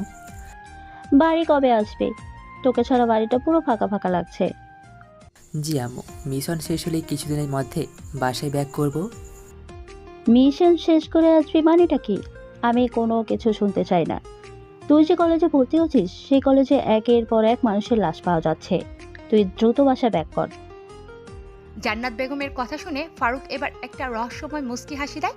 সবার অগোচরে আর মনে মনে বলে ওঠে, আরে না, তাদের আজরাইল তো আমি যতক্ষণ না তাদের জান কবজ করছি ততক্ষণ আমি ফিরছি না বাড়ি। কিরে কি হলো? বাসায় কোন দিন ফিরছিস তাহলে? আমি কোনো কথাই শুনতে চাই না, এটাই ফাইনাল কথা। আচ্ছা ঠিক আছে আম্মু, যদি কলেজ থেকে ছুটি পাই তবে বাসায় ফিরবো, দেখি কি করা যায়। এরপর জান্নাত বেগম ফোনটা কেটে দেয় আর ফারুক ফোনটা পকেটে পুরে নেয়। এতক্ষণ মা ছেলের কথা চলছিল। রাকিব এবার বলে ওঠে ফারুকের উদ্দেশ্যে, কি রে, আন্টি ফোন করেছে বুঝি? তা তোকে কোথায় যেতে বলেছে? আর বলিস না, কলেজে যা পরিস্থিতি তাই মা বাসায় যেতে বলেছে। কলেজে পরিবেশ শান্ত হলে আবার কলেজে আসতে হবে, কিন্তু আমি তো যাচ্ছি না। আমি গেলে এসব কাজ করবে কে? মানে কি? আরে বেটা চুপ, কোনো মানে নয়, সোজা ক্লাসে চল। এই বলে যখনই তারা ক্লাসের উদ্দেশ্যে রওনা দেবে ঠিক তখনই তাদের সামনে এসে উপস্থিত হয় রানী ও তার দলবল। ফারুক তাদেরকে দেখে থেমে যায়। এবার রানী বলে ওঠে, কি রে, কলেজে নতুন আসতে না আসতে ক্ষমতা দেখাতে শুরু করেছিস? তুই জানিস না আমি কে? তোকে দেখে নিব। কথাগুলো বলছিল রানী আর হাতের আঙুল দিয়ে ঝাঁকিয়ে ঝাঁকিয়ে ফারুককে উদ্দেশ্য করে বলছিল কথাগুলো। ঠিক তখনই ফারুক রানীর হাতের আঙুলটা ধরে ফেলে এবং নিচের দিকে নামিয়ে দিয়ে বলে ওঠে ফারুক, এই যে হ্যালো ম্যাডাম, আপনার বাবা ব্যবসা সমিতির সভাপতি, কিন্তু আপনি না আপনার বাপের টাকা আছে, আপনার না শো আমাকে পাওয়ার দেখাতে আসবেন না, নইলে সে পাওয়ারে নিজে ঝলসে যাবেন। Good bye. তারপর ফারুক রাকিবকে নিয়ে ক্লাসে চলে যায়। অন্যদিকে ফারুকের এরকম কর্মকাণ্ড দেখে শালিনী রানা সহ তার সকল বন্ধু বান্ধবীরা একেবারে হতবাক। কেউ কোনো কিছু বুঝতেছে না। এই ছেলের পাওয়ার এত দেখায় কোথা থেকে ছোট লোক একটা মানুষ এসে ব্যবসায়ী সমিতির সভাপতির মেয়ের সাথে পায়ে পাল্লা দিয়ে দেয়। সবারই চোখে মুখে একটাই কথা, কে এই ছেলে, ভয় করে না কাউকে। অন্যদিকে কলেজের ভিপি তার দলকে নিয়ে আড্ডা দিয়েছে। কলেজের এক কোণে জিসান ও তার দলবল মিলে মেয়েগুলোকে পাচার করার পরিকল্পনা করছে। তার দলকে নিয়ে কলেজের এক কোণে কলেজের মাঠে ফারুক ও রানী ঝামেলা দেখে তারা সেদিকে তাকায় এবং তাকিয়ে তারা হতবাক, কেননা রানীর সাথে জিসান পেরে ওঠে না। জিসান রানীকে ভয় পায় যেখানে সেখানে একটা হাবাগোবা ছেলে কিনা রানীর মুখে মুখে তর্ক করে, এটা দেখেও ভেবে সবাই হতবাক। জিসান একদৃষ্টিতে তাকিয়ে আছে ফারুকের চলে যাওয়ার দিকে। তারপর সবাই মিলে ক্লাস করে যে যার মতো ক্লাস করে বেরিয়ে পড়ে ভার্সিটি থেকে বাড়ির উদ্দেশ্যে। তারপরে ফারুক রাকিবকে বিদায় দেয়। রাকিব রিস্কা করে চলে যায় তার নিজ গন্তব্যে। অন্যদিকে ফারুক পায়ে হেঁটে এগিয়ে আসে তার নিজ গন্তব্যে। আবারও ফারুককে পেছন থেকে ফলো করছে রানী, কেননা রানীর সন্দেহ হয় ফারুককে, তাই সে ফারুককে ফলো করতে থাকে। কিন্তু ফারুক আনমনে হেঁটে চলছে তার নিজ গন্তব্যে। খানিকটা পথ পায়ে হেঁটে এসে তার সামনে একটি সাদা রঙের অসম্ভব সুন্দর বিএমডাব্লিউ কার এসে থামে। তারপর গাড়ি থেকে নেমে আসে কয়েকটি বডিগার্ড এবং সেই বডিগার্ডগুলো চারদিক দিয়ে ঘিরে রাখে ফারুককে। তারপরে ফারুক সেই গাড়ির ভেতরে প্রবেশ করে। এটা দেখে রানী একেবারে হতবাক। রানী ভাবছে কে এই ছেলে, কেন সে ভার্সিটিতে এসেছে, এসব ভাবছে রানী। তবুও রানী কোনো কুলকিনারা পাচ্ছে না। ফারুক ও তার দলবল গাড়ি নিয়ে চলে যায়। ফারুককে নিজ গন্তব্যে পকেট থেকে ফোন বের করে তার ড্রাইভারকে গাড়ি নিয়ে আসতে বলে। আর কোনো কিছু ভাবতে না পেরে গাড়ি নিয়ে চলে যায় রানী তার নিজ বাড়িতে। এভাবে দেখতে দেখতে রাত হয়ে যায়। এখন রাত 1:45 বাজে। চারদিকে ঘন কালো অন্ধকার নেমে এসেছে। আকাশে কালো কালো মেঘ জমা হয়েছে। চারদিকে পিনপতন নীরবতা বিরাজ করছে, একদম শুনশান নীরবতা। চারদিকটা শুধু পিনপিন ও কিছু মানুষের আনাগোনা পায়ের শব্দ, সাথে ঝিঝি পোকা ও জোনাকি পোকার কোলাহল শুনতে পাওয়া যাচ্ছে। হাইওয়ের রাস্তার ওপরে আবার রাস্তা নিচে দিয়ে গেছে একটি ট্রেনের রেল স্টেশনের লাইন, এবং রাস্তার ওপর দিয়ে হাইওয়ের রাস্তা দিয়ে যাচ্ছে অসংখ্য গাড়ির যানবাহন। কিন্তু রাত বাজে অনেকটা, তাই পুরো রাস্তাটা শুনশান নীরবতা বিরাজ করছে। পিনপিন নীরবতা পুরো এলাকাটা। হাইওয়ের রাস্তার উপরে দাঁড়িয়ে আছে দুটো কালো রঙের গাড়ি, সাথে একটি ট্রাক এবং বেশ কয়েকটি ছেলে পেলে, প্রায় 50 থেকে 60 জন ছেলে হবে। গাড়িগুলো থেকে নেমে আসে স্যুট বুট পরিহিত দুটি লোক। গাড়িগুলো থেকে নেমে এসে কয়েক পা এগিয়ে এসে দুজন দুজনের মুখোমুখি দাঁড়ায়। তারপর একে অপরের হাত বাড়িয়ে দিয়ে হ্যান্ডশেক করে। তারপর অপর পাশে শুভ নামে এক লোক বলে ওঠে, কি মিস্টার আঙ্কুর সাহেব, সব কিছু রেডি করা আছে, 10টার মতো সাপ্লাই দিচ্ছি। আসলে ভাই বলেছে শহরে আপাতত অবস্থা খারাপ, একটা নতুন গ্যাং এসেছে। নিশ্চয়ই শুনেছেন গ্যাংয়ের নাম সম্বন্ধে। কি রে ভাই শুভ, তোর ভাই জিশান আসলো না, তোকে পাঠিয়েছে আমার সাথে ডিল করতে। যদি কিছু চালাকি করিস তো। আরে ভাই, তুই কি পাগল হয়েছিস? আমি খালি হাতে আসবো? তুই কিভাবে ভাবলি? চারিদিকে সিকিউরিটি রেখেছি। না ভালো, আমি তো ভেবেছিলাম তোরা শুধু মাল নিয়ে এসেছিস, বাট কিন্তু এখন তো দেখছি পুরাই ব্যান্ড বাজিনটাকেই নিয়ে এসেছিস। দেখ, তোর নাটক বন্ধ কর, টাকা দে, মাল নিয়ে চলে যা। শহরের পরিচিতি খারাপ, ভাই বলেছে এখানে বেশি সময় থাকা যাবে না। কেন রে, হোস্টেলের মেয়েগুলোর সাথে রাতে তো ভালোই ফষ্টি নষ্টি করছিলিস, আর বাইরে বের হলে তৃতীয় লিঙ্গর মানুষ হয়ে যাস নাকি? দেখ, একদম বাজে কথা বলবি না, না হলে টাকা শুধু তোকে এখানে পুঁতে দিয়ে যাব। আমাকে মারবে এমন কোনো বাপের বেটা নেই এই শহরে। আমি কখন কোথায় এন্ট্রি নেই কেউ জানে না, আমি ছাড়া নিজেই নিজেরটা। ওকে ঠিক আছে, এখানে পুরো 1 কোটি টাকা আছে, মালগুলো নিয়ে চলে গেলাম, টাকাগুলো গুনে নে। এই, তোরা টাকাগুলো গুনে নে, আর আমি মালগুলোকে সাপ্লাই দিচ্ছি। এটা বলে যখনই তারা গাড়ি করে দুজন দুদিকে চলে যেতে যাবে, ঠিক তখনই তাদের মাঝখানে বাইক নিয়ে আগমন করে একটি আগন্তুক। আগন্তুকটির পরনে আছে ব্ল্যাক স্যুট, ব্ল্যাক জ্যাকেট, চোখে মোটা ফ্রেমের সানগ্লাস, পায়ে কেস, হাতে রুমাল বাঁধা। বাইকটা স্টাইল করে তাদের সামনে আসে। হঠাৎ করে এরকম কারো আগন্তুকের আগমন দেখে তারা পাশে দাঁড়িয়ে থাকা শুভ বলে ওঠে, চমকে গিয়ে, আব্বে শালা, দিলি তো চমকাই। এমনি আছি ভয়ে, তার উপরে দিলি আবার এসে চমকে। দাঁড়া, একটু মাটি খেয়ে নিই। শুভর এরকম কথা শুনে আগন্তুকটি কি বলবে কোনো কিছু ভেবে পাচ্ছে না। তার পাশে দাঁড়িয়ে থাকা তার বিপরীত দলের অঙ্কর নামের সেই ছেলেটি বলে ওঠে, আরে শালা, হাফ লেডিস দাঁড়া, তোরা 2 ভাই শুধু মেয়েদের কাছেই হিরো, বাকিদের কাছে জিরো। ওই তুই কে রে? এখানে এখন অঙ্কুর ভাই আসবে মাল সাপ্লাই নিতে, তাহলে তুই কেন এখানে এসেছিস? জীবনের দয়া মায়া নেই নাকি? অঙ্কুর নামের গুন্ডাটি মুখে এরকম কথা শুনে আগন্তুকটি এবার উচ্চস্বরে হাসতে থাকে। হাসতে হাসতে গড়াগড়ি খাচ্ছে মাটির সাথে, একবার এদিক ছোটাছুটি করছে তো একবার ওদিক। আগন্তুকটির এরকম পাগলামো দেখে বাকি 2 দলের গুন্ডাদের বস বেশ ঘাবড়ে যায়। তাদের শরীর থেকে টপ টপ করে ঘাম ঝরতে শুরু করেছে।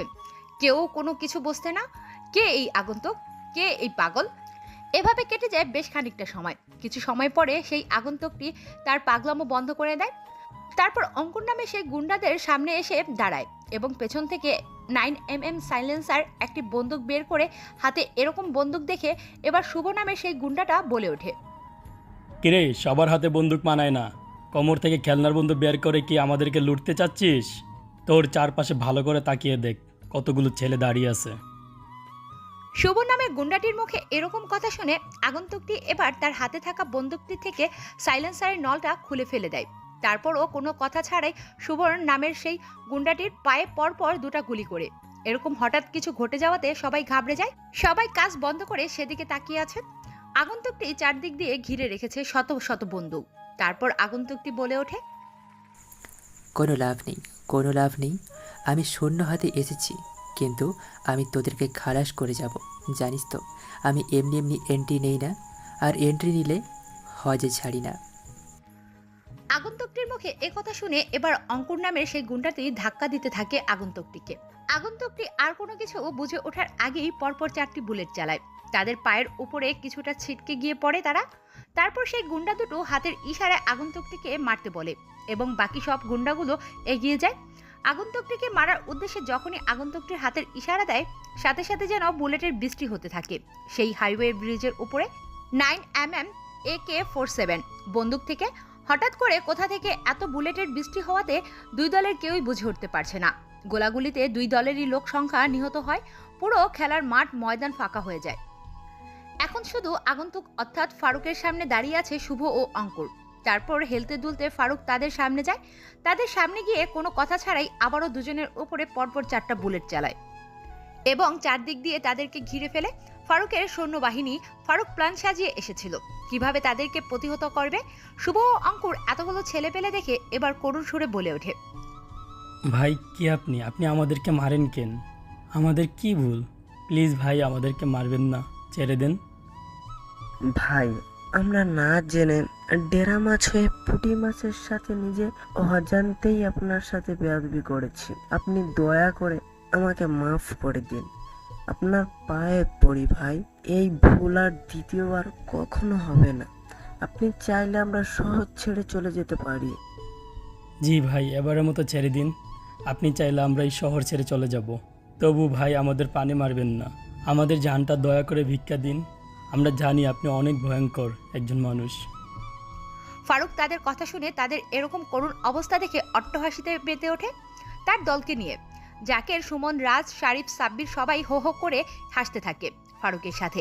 এবার ফারুক হাসতে হাসতে বলে ওঠে, হ্যাঁ, তোদেরকে তো ছেড়ে দেবো, তোকে এভাবে না, একেবারে চিরদিনের জন্য ছেড়ে দেব। কোনদিন কোথাও শুনেছিস আজরাইল জান কবজ করতে এসে খালি হাতে ফিরে গেছে? শুনিসনি তো? ঠিক আজকেও তোদের একই হাল হবে। এটা বলার পরে জাকেরের কাছ থেকে একটা ধারালো চাইনিজ রূপার তৈরি ফারুকের স্পেশাল একটা কুড়াল নিয়ে পরপর দুজনের শরীর থেকে মাথাটা আলাদা করে ফেলে।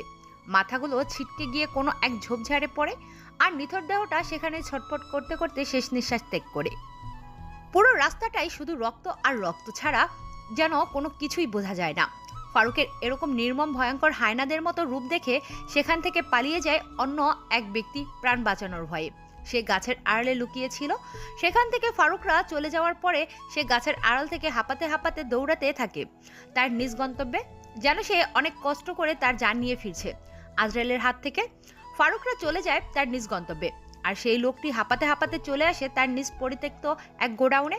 গোডাউনের ভিতর বসে আছে বেশ কিছু ছেলে পেলে, সাথে মদ পান ও ড্রিঙ্কস করছে বিভিন্ন অ্যালকোহল দিয়ে। ছেলেটি হাঁপাতে হাঁপাতে উপস্থিত হয় তাদের সামনে। ছেলেটিকে এভাবে হাঁপাতে দেখে জিসান নামের সেই ভিপি ছেলেটি বলে ওঠে, কিরে, তোর কি হয়েছে? এভাবে দৌড়াচ্ছিস কেন? আর কি দেখে এত ভয় পেলি হাঁপাচ্ছিস কেন? ভাই, আমি মরতে চাই না ভাই, আমি বাঁচতে চাই ভাই, আমাকে বাঁচাও ভাই, আমি মরতে চাই না। কে তোকে মারবি? কার এত বুকের পাটা? কি হয়েছে খোলসা করে বল তো শুনি, আমরা তো আসি নাকি? ভাই, ও আমাকে জানে মেরে ফেলবে ভাই, ভাই আমাকে বাঁচাও ভাই, আমি মরতে চাই না ভাই, ও ও আমার প্রাণ নিয়ে নেবে ভাই, ওই হিংসুক নরখাদক হায়না থেকে আমাকে বাঁচাও ভাই। দেখ, তুই আমাকে বল, তোকে কে মারবি, কেন মারবি, তোর কি হয়েছে একটু ক্লিয়ার করে বল তো। আমরা এতজন আসি, তোর ভয় নেই? ভাই, আমি আজরাইল দেখেছি ভাই, আমার জান নিয়ে নেবে ভাই, আমি অনেক কষ্ট করে পালিয়ে এসেছি সেখান থেকে, কিন্তু আমি জানি না ভাই বেশিক্ষণ বাঁচতে পারবো কি না ভাই। ভাই ও একটা নরখাদক ভাই, ও আমাদের শুভ অঙ্কুশকে মেরে ফেলেছে ভাই, আমি নিজ চোখে দেখেছি ভাই, আমাকে বাঁচাও ভাই। সাইফুলের মুখে এরকম কথা শুনে এবার যেন আতঙ্কে পড়ে যায় জিসান ও তার দলবল। কি করবে বা কি বলবে কোনো কিছুই ভেবে পায় না। হাত পা অলরেডি কাঁপা শুরু করে দিয়েছে, যেন পুরো বডিটা অবশ হয়ে আসে। সাইফুলের কথায় যেন তারা ঘাবড়ে গেছে, শরীরটা ঘেমে একাকার হয়ে গেছে। তারপরও ভয়াতক কণ্ঠে জিসান বলে ওঠে, আরে সাইফুল, তুই নিজেও ভয় পাচ্ছিস আর আমাকেও ভয় পাইয়ে দিচ্ছিস। ভাই এমনিতেও আজকে ভার্সিটিতে যেতে হবে, রাতে তুই ক্লিয়ারলি করে বলবি যে তুই কি দেখেছিস আর কেই বা শুভ আর অঙ্কুরকে মেরেছি। তারা তো আজকে মেয়েগুলোকে পাচার করার কথা কইছিল। জিসানের মুখে সাইফুল নামের ছেলেটা এরকম কথা শুনে এবার দৌড়ানিটা বন্ধ করে সোজা জিসানের পেছনে এসে লুকিয়ে পড়ে আর পেছন থেকে বলতে শুরু করে, ভাই আজকে আমাদের সেখানে মাল পাচার করার কথা ছিল ভাই, কিন্তু সেখান থেকে হঠাৎ করে একটি আগন্তুক আসে। আগন্তুকটি অনেক ভয়ঙ্কর, হাতে চাইনিজ রূপার তৈরি কোরাল, সাথে সেনাবাহিনী এসে টুকরো টুকরো করে ফেলেছে শুভ অঙ্কুশকে ভাই। তাদের দুজনের টুকরো টুকরো করে কেটে তাদের দেহটা আমার চোখের সামনে খণ্ড খণ্ড করে ফেলেছে ভাই। আজরাইল নামক অদ্ভুত প্রাণীটি ভাই ও হায়নাদের থেকেও ভয়ানক।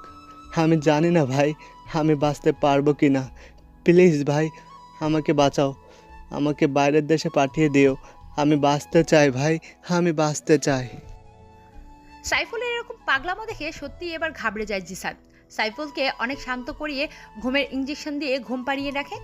তারপর তারা বেশ কিছু সময় এভাবেই কাটিয়ে দেয়। এখন পুরোপুরি রাত বাজে 3টা। জিসান গাড়ি নিয়ে বেরিয়ে পড়ে ভার্সিটির হোস্টেলের উদ্দেশ্যে। ভার্সিটিতে প্রবেশ করে হোস্টেলের মধ্যে ঢুকে শিলা নামের মেয়েটির রুমে নক করে জিসান। শিলার রুমে আরও দুজন আসে, শাইলা আর তিতলি। শিলা ভেতর থেকে দরজা খুলে দেয়। জিসান রুমের ভেতরে প্রবেশ করতেই শিলার ঠোঁট জোড়া নিজের দখলে নিয়ে নেয়, ঠোঁটগুলো চুষতে থাকে। তারপর শিলাকে কোলে তুলে নিয়ে নেয়, তারপর খাটে গিয়ে শিলাকে শুইয়ে দেয়। সাথে শাইলা ও তিতলি কেউ খাটে এনে শুইয়ে দেয়। তারপরে তাদের তিনজনের শরীরের উপর নিজের পুরুষত্বের জোর খাটাতে থাকে। একে একে তাদের তিনজনকে শারীরিক ভোগ করতে থাকে জিসান। তারা বাধা দিতে চাইলেও জিসান তাদের বাধা উপেক্ষা করে তাদের সাথে শারীরিক সম্পর্ক করতে থাকে। শুধু আজকেই নয়, ভার্সিটির অধিকাংশ মেয়ের সাথেই সে শারীরিক সম্পর্ক করে জোরপূর্বকভাবে। মেয়েরা এরকম কর্মকাণ্ডে অতিষ্ঠ হয়ে উঠেছে, তবুও তারা কোনো কিছু করতে পারে না, কেননা জিসান তাদেরকে ভয় দেখায়। এটা করবে ওটা করবে এ ভয় দেখিয়ে তাদের সাথে খারাপ করে। তাদের তিনজনকে নিজের মতো করে ভোগ করে তাদের তিনজনের উপর কাপড় ছুঁড়ে দিয়ে ফেলে দেয়। তারপরে নিজের কাপড় পরে আবার বেরিয়ে চলে যায় তার নিজ গন্তব্যে। পরের দিন সকালে ভার্সিটিতে আবারও ফারুক আসে। এই খবরটাও ছড়িয়ে পড়ে সারা ভার্সিটিতে। শুভকে কেউ বা কারা মেরেছে নৃশংসভাবে। পুরো ভার্সিটিতে প্রভাব ফেলেছে এই ঘটনাটা। ভার্সিটিতে প্রবেশ করে ফারুক আড্ডা দিচ্ছে। ঠিক তখনই রানী তাদের সামনে আসে। রানী এসে বলতে শুরু করে, ওই যে হিরো, এই দিকে আয়। তুই কে সত্যি করে বলতো, সেদিন তোকে দেখলাম একটা দামি গাড়িতে করে, তুই কোথায় যেন চলে গেলি? রানীর মুখে ফারুকের কথা শুনে একেবারে থ মেরে যায়। ফারুক ভয়ে একাকার, কেননা ফারুক ভেবে নিয়েছে যে আজকে তার আসল পরিচয় সবাই জেনে যাবে। ফারুক যখনই কোনো কিছু বলতে যাবে ঠিক তখনই ভার্সিটির মাঝে প্রবেশ করে বেশ কয়েকটি পুলিশের গাড়ি। গাড়িগুলো থেকে নেমে আসে কয়েকটি অফিসার এবং রানীর সামনে এসে বলে ওঠে, আপনাদের মধ্যে রানীকে থানায় কমপ্লেন করেছিল, যে কারণে আমরা তাকে ধরতে এসেছি। জি স্যার, আমি রানী। আর এই হচ্ছে ফারুক। এই ছেলেটা আমাকে প্রতিদিন কলেজে ডিস্টার্ব করে, আমাকে ভালোবাসার কথা বলে। আজকে তো একদম সীমা অতিক্রম করে ফেলছে। একে এখন গ্রেফতার করুন। কি রে, দিন দুপুরে মেয়েদেরকে ডিস্টার্ব করা হচ্ছে? থানায় একবার চল, পুলিশের 16 ঘা কাকে বলে তোকে বুঝিয়ে দিচ্ছি। এরপর ফারুককে কোনো কিছু বলার সুযোগ না দিয়ে তাকে টেনে হিঁচড়ে গাড়িতে তুলে নিয়ে চলে আসে থানায়। অফিসার থানায় নিয়ে এসে ফারুককে রশির সাহায্যে চেয়ারের সাথে বেঁধে ফেলে। অন্যদিকে রানা এই দৃশ্য দেখে বলে ওঠে, কিরে রানী, এটা তুই কিভাবে করলি? বেটাকে তো আচ্ছা জব্দ করেছিস তোর বাবাকে বলে। ভালোই করেছিস বেটাকে, এখন তোর বাবাকে বলে ধোলাই করার ব্যবস্থা কর। সেটা অনেক আগে ব্যবস্থা করে রেখেছে, এতক্ষণে হয়তো শুরু হয়েছে। দেখ রানী, ছেলেটা কিন্তু অনেক ভালো, তোর সাথে কিন্তু ছেলেটা খারাপ ব্যবহার করেনি। তাহলে তুই কেন ছেলেটার সাথে এরকম করলি? মিথ্যা মিথ্যা শুধু ছেলেটাকে জেলে ফাঁসিয়ে দিলি। এভাবে করলে কিন্তু আমি তোর সাথে বন্ধুত্ব রাখবো না, কারণ যে মানুষকে সম্মান দিতে পারে না সে প্রকৃত বন্ধুও হতে পারে না। এই বলে শালিনী সেখান থেকে চলে যায়। অন্যদিকে ফারুককে তুলে নিয়ে গেছে খবর পেয়ে গেছে ফারুকের দলের ছেলেদের কানে, যাকে সুমন, সাব্বির, শারিফ, রাজ তাড়াতাড়ি ছেলেপেলেগুলোকে নিয়ে চলে আসে থানার সামনে। প্রায় 5 থেকে 6টি ট্রাক ভর্তি করে ছেলেপেলে, লাঠি, হকি স্টিক, ব্যাট আরো অনেক কিছু সরঞ্জাম নিয়ে হাজির হয়েছে থানার সামনে। ইন্সপেক্টর যখনই ফারুকের গায়ে হাত দিতে যাবে ঠিক তখনই কনস্টেবল সাহেব এসে বলে ওঠে, স্যার স্যার ওকে মারবেন না স্যার, স্যার বাইরে আসেন স্যার, বাইরে অনেক ছেলেপেলে এসেছে, থানায় ভাঙচুর করা শুরু করেছে আর আপনাকে ডাকছে। কনস্টেবল সাহেবের কথা শুনে অফিসার ফারুককে মারা বন্ধ করে থানার বাইরে যায়। থানার বাইরে গিয়ে দেখে সত্যি দেখতে পায় অনেকগুলো ছেলেপেলে এসেছে। সাথে জাকিরকে দেখে অফিসার বলে ওঠে, ভাই আপনি থানায় আসতে গেলেন কেন? ভাই আপনি আমাকে একটা ফোন দিলেই তো হতো, আমি নিজেই চলে যেতাম আপনার ওখানে। শুধু শুধু আপনি কেন কষ্ট করলেন ভাই? চুপ শালা জানোয়ারের বাচ্চা, তোর সাহস কি করে হয় ভাইকে তুলে আনার? তুই জানিস ভাইকে? ভাই আমি তো আপনার কোনো ছেলে পেলে তুলে নিয়ে আসিনি। তাহলে ভাই আপনি কার কথা বলছেন? আরে শালা জানোয়ারের বাচ্চা, তুই যাকে থানার ভিতরে আটকে রেখেছিস সে হলো আমাদের ভাই, আর তুই ভাইয়ের গায়ে হাত দিয়েছিস, তোকে তো কেউ বাঁচাতে পারবে না। অফিসারটা একথা শোনার সাথে সাথে থানার ভেতরে ঢুকে হুমড়ি খেয়ে লকারের গেট খুলে ফারুকের দুপা জড়িয়ে ধরে হাউমাউ করে কাঁদতে থাকে। সাথে প্রাণটা ভিক্ষা চায় ফারুকের হাত থেকে, যেন তার প্রাণটা ভিক্ষা দেয়। ফারুক এবারের মতো সে না জেনেই ভুল করে ফেলেছে ফারুকের সাথে। তারপর ফারুকের বান খুলে দেয়। ফারুকও কোনো কিছু না বলে অফিসারের সামনে আসে। তারপর অফিসারের গালে পরপর বেশ কয়েকটা থাপ্পড় লাগিয়ে দিয়ে ফারুক বলে ওঠে, শোন, তোকে সরকার এই পোশাকটা দিয়েছে মানুষের সেবা করার জন্য, মানুষের ক্ষতি করার জন্য নয়। তুই বড় লোকদের কথা শুনে গরিব মানুষদের তুলে নিয়ে এসে তাদের উপর অত্যাচার করবি, এর শাস্তি তো তুই পাবি। ভাই এবারের মতো মাফ করে দিন ভাই, আমি না জেনে ভুল করে ফেলেছি, আমি আপনাকে চিনতে পারিনি, আর এবারের মতো আমার প্রাণটা ভিক্ষা দিন ভাই। ওকে, তোকে ছেড়ে দেবো, তবে এই শহরে কোথায় কখন অপরাধীরা ক্রাইম করে তার সকল ডিটেলস আমার ছেলেদের হাতে তুলে দিবি, আর নেক্সট টাইম এরকম করলে সোজা জানে মেরে ফেলবো। এই বলে অফিসারকে শাসিয়ে সেখান থেকে চলে যায় আমাদের মেন্টাল ফারুক। তারপর ফারুক তার সাঙ্গপাঙ্গকে নিয়ে থানা থেকে বেরিয়ে যায়। তার কিছুক্ষণ পরেই ভার্সিটিতে প্রবেশ করে ফারুককে কলেজের ভেতরে ঢুকতে দেখে আবার সবাই এক দৃষ্টিতে তাকিয়ে থাকে। সবাই ভেবে নিয়েছিল ফারুক আজকে শেষ, কেননা রানী যতবারই মিথ্যে বলে ছেলেদেরকে জেলে পাঠিয়েছে ততবার হয় ছেলেরা এই কলেজ থেকে লাস্ট টিকিট হয়েছে বা তাদের সাজা হয়েছে। কিন্তু ফারুককে এভাবে হেলতে দুলতে দেখে রানী শুদ্ধ তার বন্ধুরা বেশ অবাক হয়েছে। সাথে সাথে কলেজের ভিপি জিসানও বেশ অবাক হয়েছে। ফারুক সোজা হেলতে দুলতে পায়ে হেঁটে রাকিবের কাছে গিয়ে বসে পড়ে। রাকিব জলজান্ত ফারুককে এভাবে পেয়ে হেঁটে তার কাছে আসতে দেখে বেশ অবাক হয়েছে। মুখ দিয়ে কোনো কথা বের হচ্ছে না। অন্যদিকে জিসানের ফোনে হঠাৎ করে কল আসে। তারপর পকেট থেকে ফোন বের করে জিসান ফোনের ওপাশ থেকে কি বলছে কোনো কিছুই শোনা যাচ্ছে না। তারপর জিসান ফোনটা কেটে দেয়।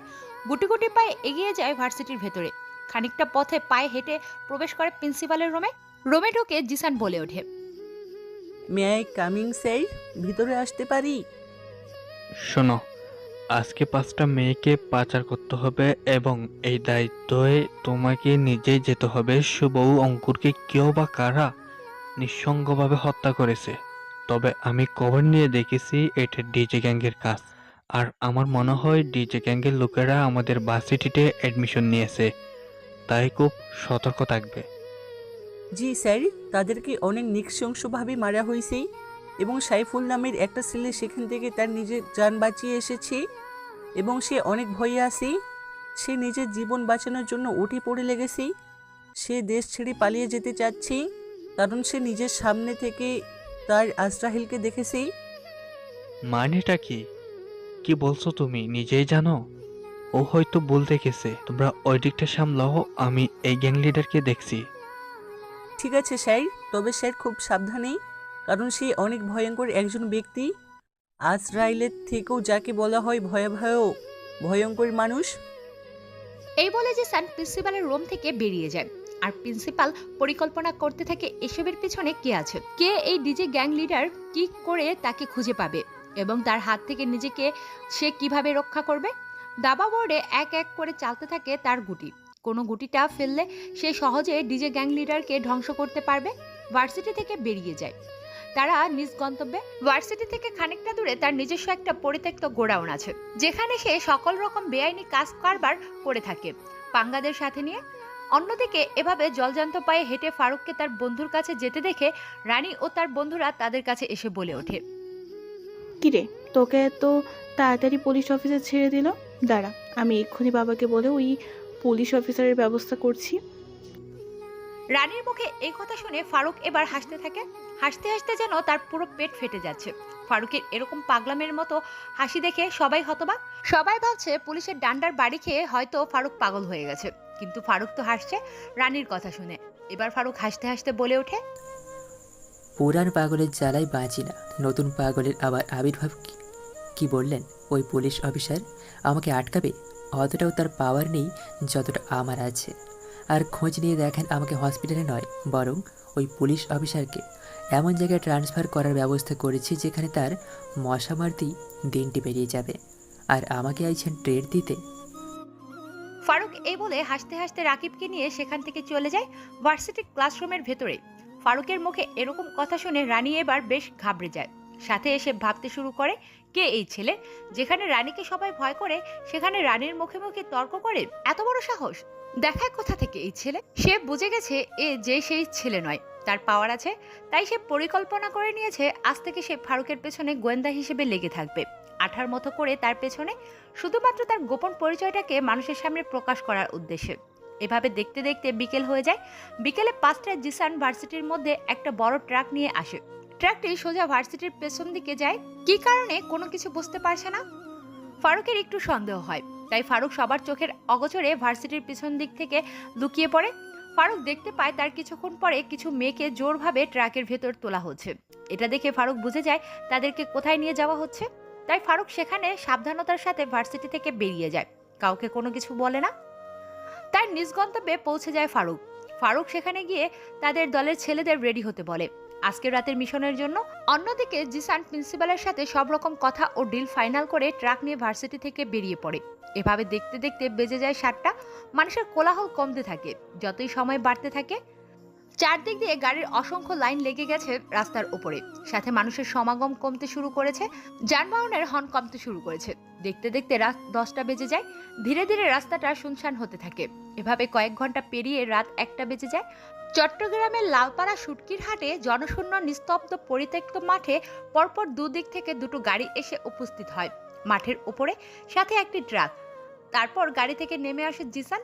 অপর পাশে গাড়ি থেকে নেমে আসে স্যুটবুট পরিহিত এক অচেনা ব্যক্তি। ব্যক্তিটির মুখে মাস্ক পরা, সাথে তাই চেনা যাচ্ছে না। এবার জিসান হাত বাড়িয়ে দিয়ে বলে ওঠে, hello, nice to meet you. Yes, nice to meet you. And how are you? Yes, I am fine. And you? Yes, I am also fine. By the way, সব কিছু রেডি করে আছে তো? Yes, সব কিছু রেডি করে। আচ্ছা, টাকা দেখেন, মাল নিয়ে চলে যাবেন। অন্যদিকে উপস্থিত হয়েছে ফারুক ও তার দলবল। ফারুক তাদের দুজনের মধ্য থেকে জিসানকে চিনে আগে থেকে, কিন্তু অপরজনকে ঠিক চিনতে পারছে না। তাই ফারুক একটা ফ্লাইং মাইক্রোফোন ও ক্যামেরা ফিট করে ড্রোনের মাধ্যমে উড়িয়ে দেয় তাদের কাছে। অবশেষে দ্বিতীয় আগন্তুকটির পরিচয় ফারুক পেয়ে যায়। সেটা আর কেউ না, একটি মেয়ে। আর মেয়েটি হচ্ছে সিলেট শহরের অন্যতম আবাসিক হোটেলের একজন পতিতা, যে মেয়েদের নিয়ে ব্যবসা করে, সেই দীপশিখা। ফারুক তাকে চিনতে পেরে যখনই এন্ট্রি নেবে, ঠিক তখনই আরেকটি গাড়ি করে কোনো এক আগন্তুক আসে। স্যুটবুট পরিত এক আগন্তুক। আগন্তুকের মুখে মাস্ক, চোখে কালো রঙের মোটা ফ্রেমে সানগ্লাস, মাথায় রঙিন ক্যাপ, হাতে রুমাল বাঁধা, কোমরে বন্দুক, হাতে ব্যাগ, পায়ে হেঁটে সোজা চলে আসে জিসানের ও দীপশিখার কাছে। তাদের সামনে আসতেই জিসান বলে ওঠে, হু আর ইউ ম্যান?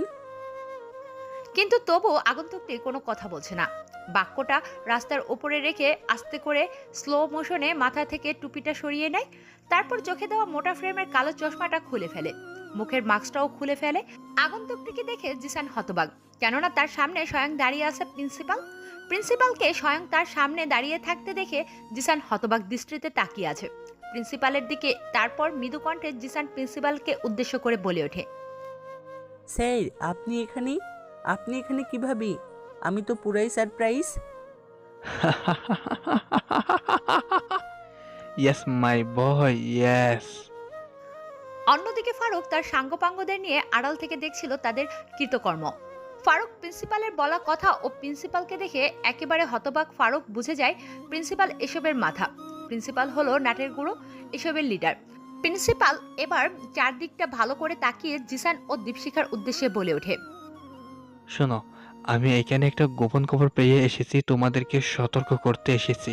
এইখানে ডিজি গ্যাংয়ের গ্যাং লিডার খবর পেয়ে গেছে তোমরা এখানে মেয়ে পাচার করছো, তাই তোমাদের সতর্ক করতে এলাম। তোমরা এখান থেকে দ্রুত ডিল ফাইনাল করে যে যাওয়ার উদ্দেশ্যে বেরিয়ে পড়ো, না হলে কেউ প্রাণ নিয়ে বেরিয়ে যেতে পারবে না এইখান থেকে। এটা বলে প্রিন্সিপাল সেখান থেকে যখনই গাড়ি করে চলে আসতে যাবে ঠিক তখনই তার গাড়ির সামনে এসে হাজির হয় ফারুক। ফারুককে দেখে প্রিন্সিপাল অবাক হয়ে তাকিয়ে আছে। এক দৃষ্টিতে শুনশান নীরবতা পরিত্যক্ত এই শুটকির হাটে জনশূন্য নিস্তব্ধ একটি এলাকাতে কে এই ছেলে তার সামনে দাঁড়িয়ে আছে, এটা দেখে প্রিন্সিপাল বলে ওঠে, কে তুই? মরার পাকনা গজিয়েছে নাকি যে আমার গাড়ির সামনে এসে দাঁড়িয়েছিস? গাড়ির সামনে থেকে সরে যা। প্রিন্সিপালের কথা শুনে ফারুক এবার উচ্চস্বরে হাসতে থাকে। হাসতে হাসতে প্রিন্সিপালের চারদিকে ঘুরতে থাকে। তারপর বলে ওঠে, যদি না শুনি তো কি করবি বল শুনি। তুই কলেজের প্রিন্সিপাল হয়ে মেয়ে পাচার, নারী পাচার, শিশু পাচার, ড্রাগস স্মাগলিং করিস, তোকে কি করে ছাড়ি বল? ফারুকের মুখে একথা শুনে প্রিন্সিপাল বুঝে গেছে এটাই ডিজে গ্যাং লিডার। ও আরেকটা কথা, সাইফুল সেদিন এ দেশ থেকে পালিয়ে গেছে কাউকে কোনো কিছু না জানিয়ে। তারপর অন্য দিক থেকে জিসান এসে ফারুককে ধাক্কা দিতে দিতে বলে ওঠে, কে রে তুই?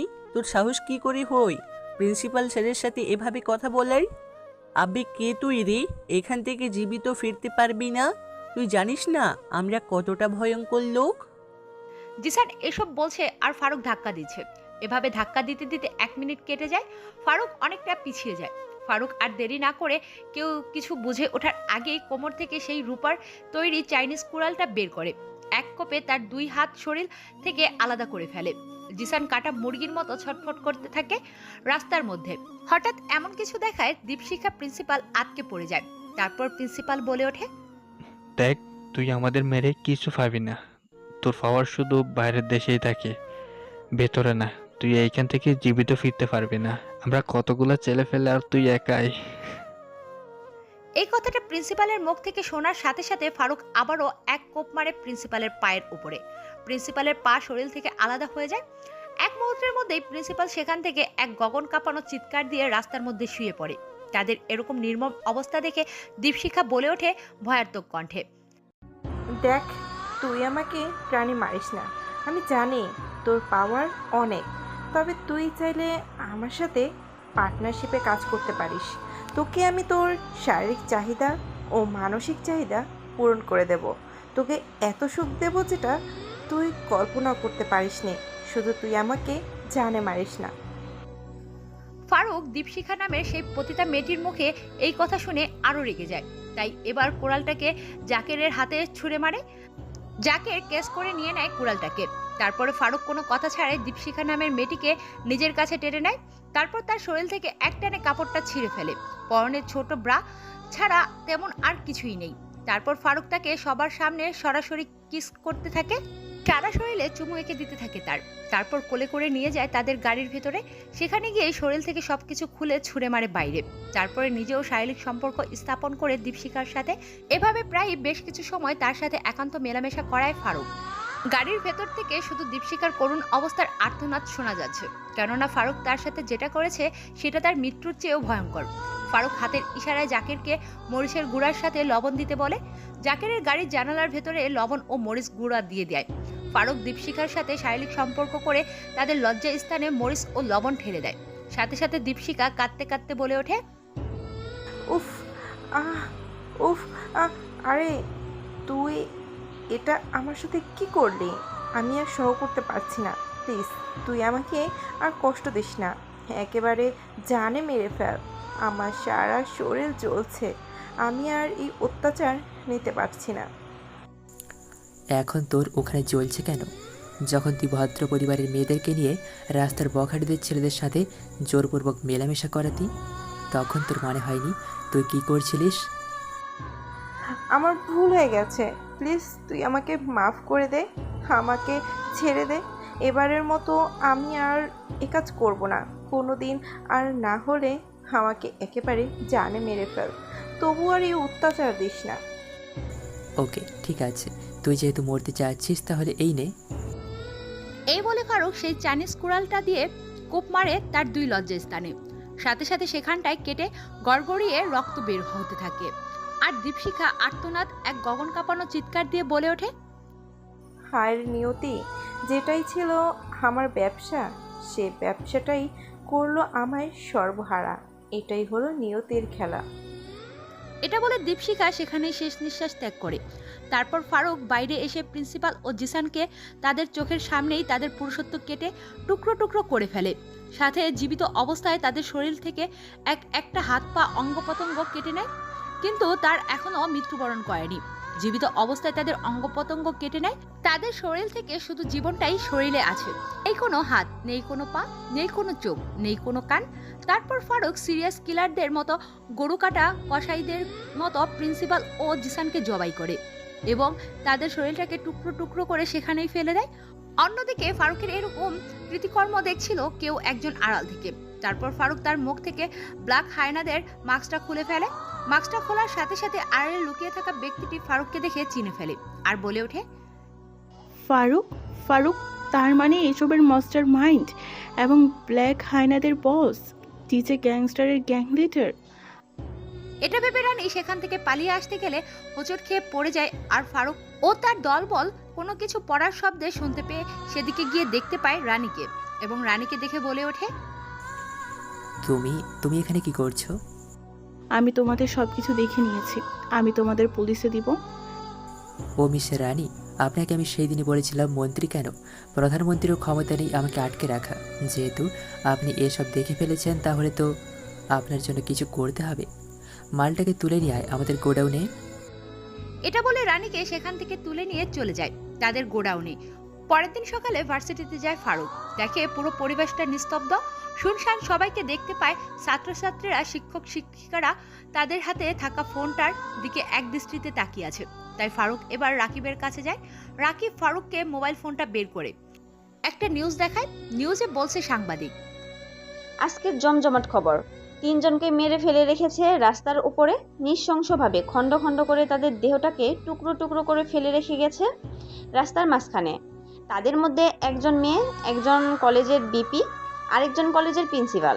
তবে মৃত্যুর বৈশিষ্ট্য দিতে গেলে শুধু ভয় নয়, বরং আতঙ্কে পড়ে যেতে পারে। যাকে বলে নির্মমভাবে মৃত্যু দেওয়া হয়েছে তাদের।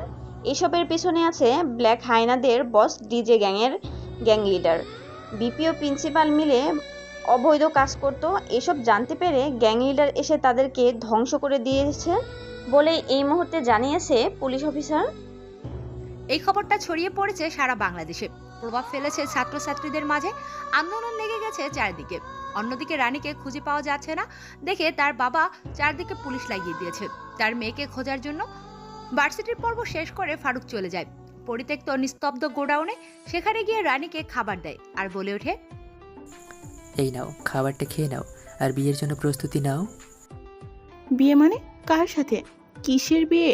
কোন বিয়ে? আসলে আমার মা বিয়ে কর বলে আমার কানটাকে ঝালাপালা করে দিচ্ছে।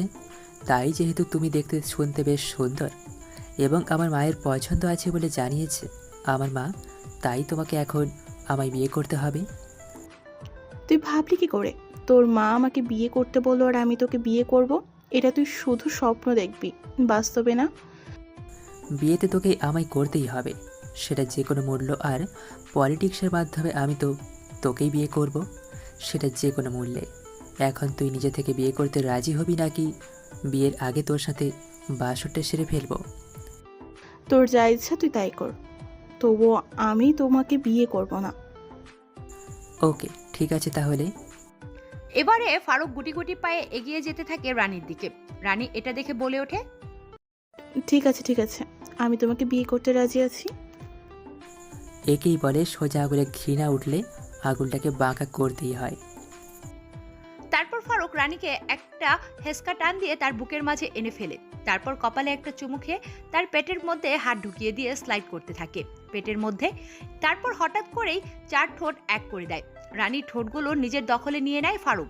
পাগলের মতো চুষতে থাকে রানীর ঠোঁট জোড়া এবং সেখান থেকে ফারুককে বাড়ির উদ্দেশ্যে রওনা দেয়, কারণ সেখান থেকেই তাদের সম্পূর্ণ বিয়ের আয়োজন করবে ফারুকের ইচ্ছা মতো। কেননা কোটিপতি বিজনেসম্যান মন্ত্রীর ছেলের সাথে একজন হাইফাই ওয়ার্ল্ডের গ্যাংস্টার বলে কথা। আজকের গল্পটি এই পর্যন্তই ছিল। কমেন্টের মাধ্যমে জানাবেন এবং রানী ফারুক নতুন জীবনের উদ্দেশ্যে গল্পটি কি এখানে শেষ করলাম? গল্পটি কেমন লেগেছে তা অবশ্যই কমেন্টের মাধ্যমে জানাবেন এবং পরবর্তী গল্প কীরকম চান সেটা আমাদের হোয়াটসঅ্যাপে যোগাযোগ করে জানাতে পারেন বা নিজেই লিখে পাঠাতে পারেন। এবং পাশে থাকুন, সাথে থাকুন, সুস্থ থাকুন। ভিডিওগুলো আপনাদের বন্ধুবান্ধবদের সাথে শেয়ার করুন, সাথে আমাদেরকে ফুল সাপোর্ট দিন। ধন্যবাদ সবাইকে। 5 ওয়াক্ত নামাজ পড়বেন। আমি আল্লাহর কাছে দোয়া রাখি সবার জীবন দীর্ঘায়ু কামনা করে।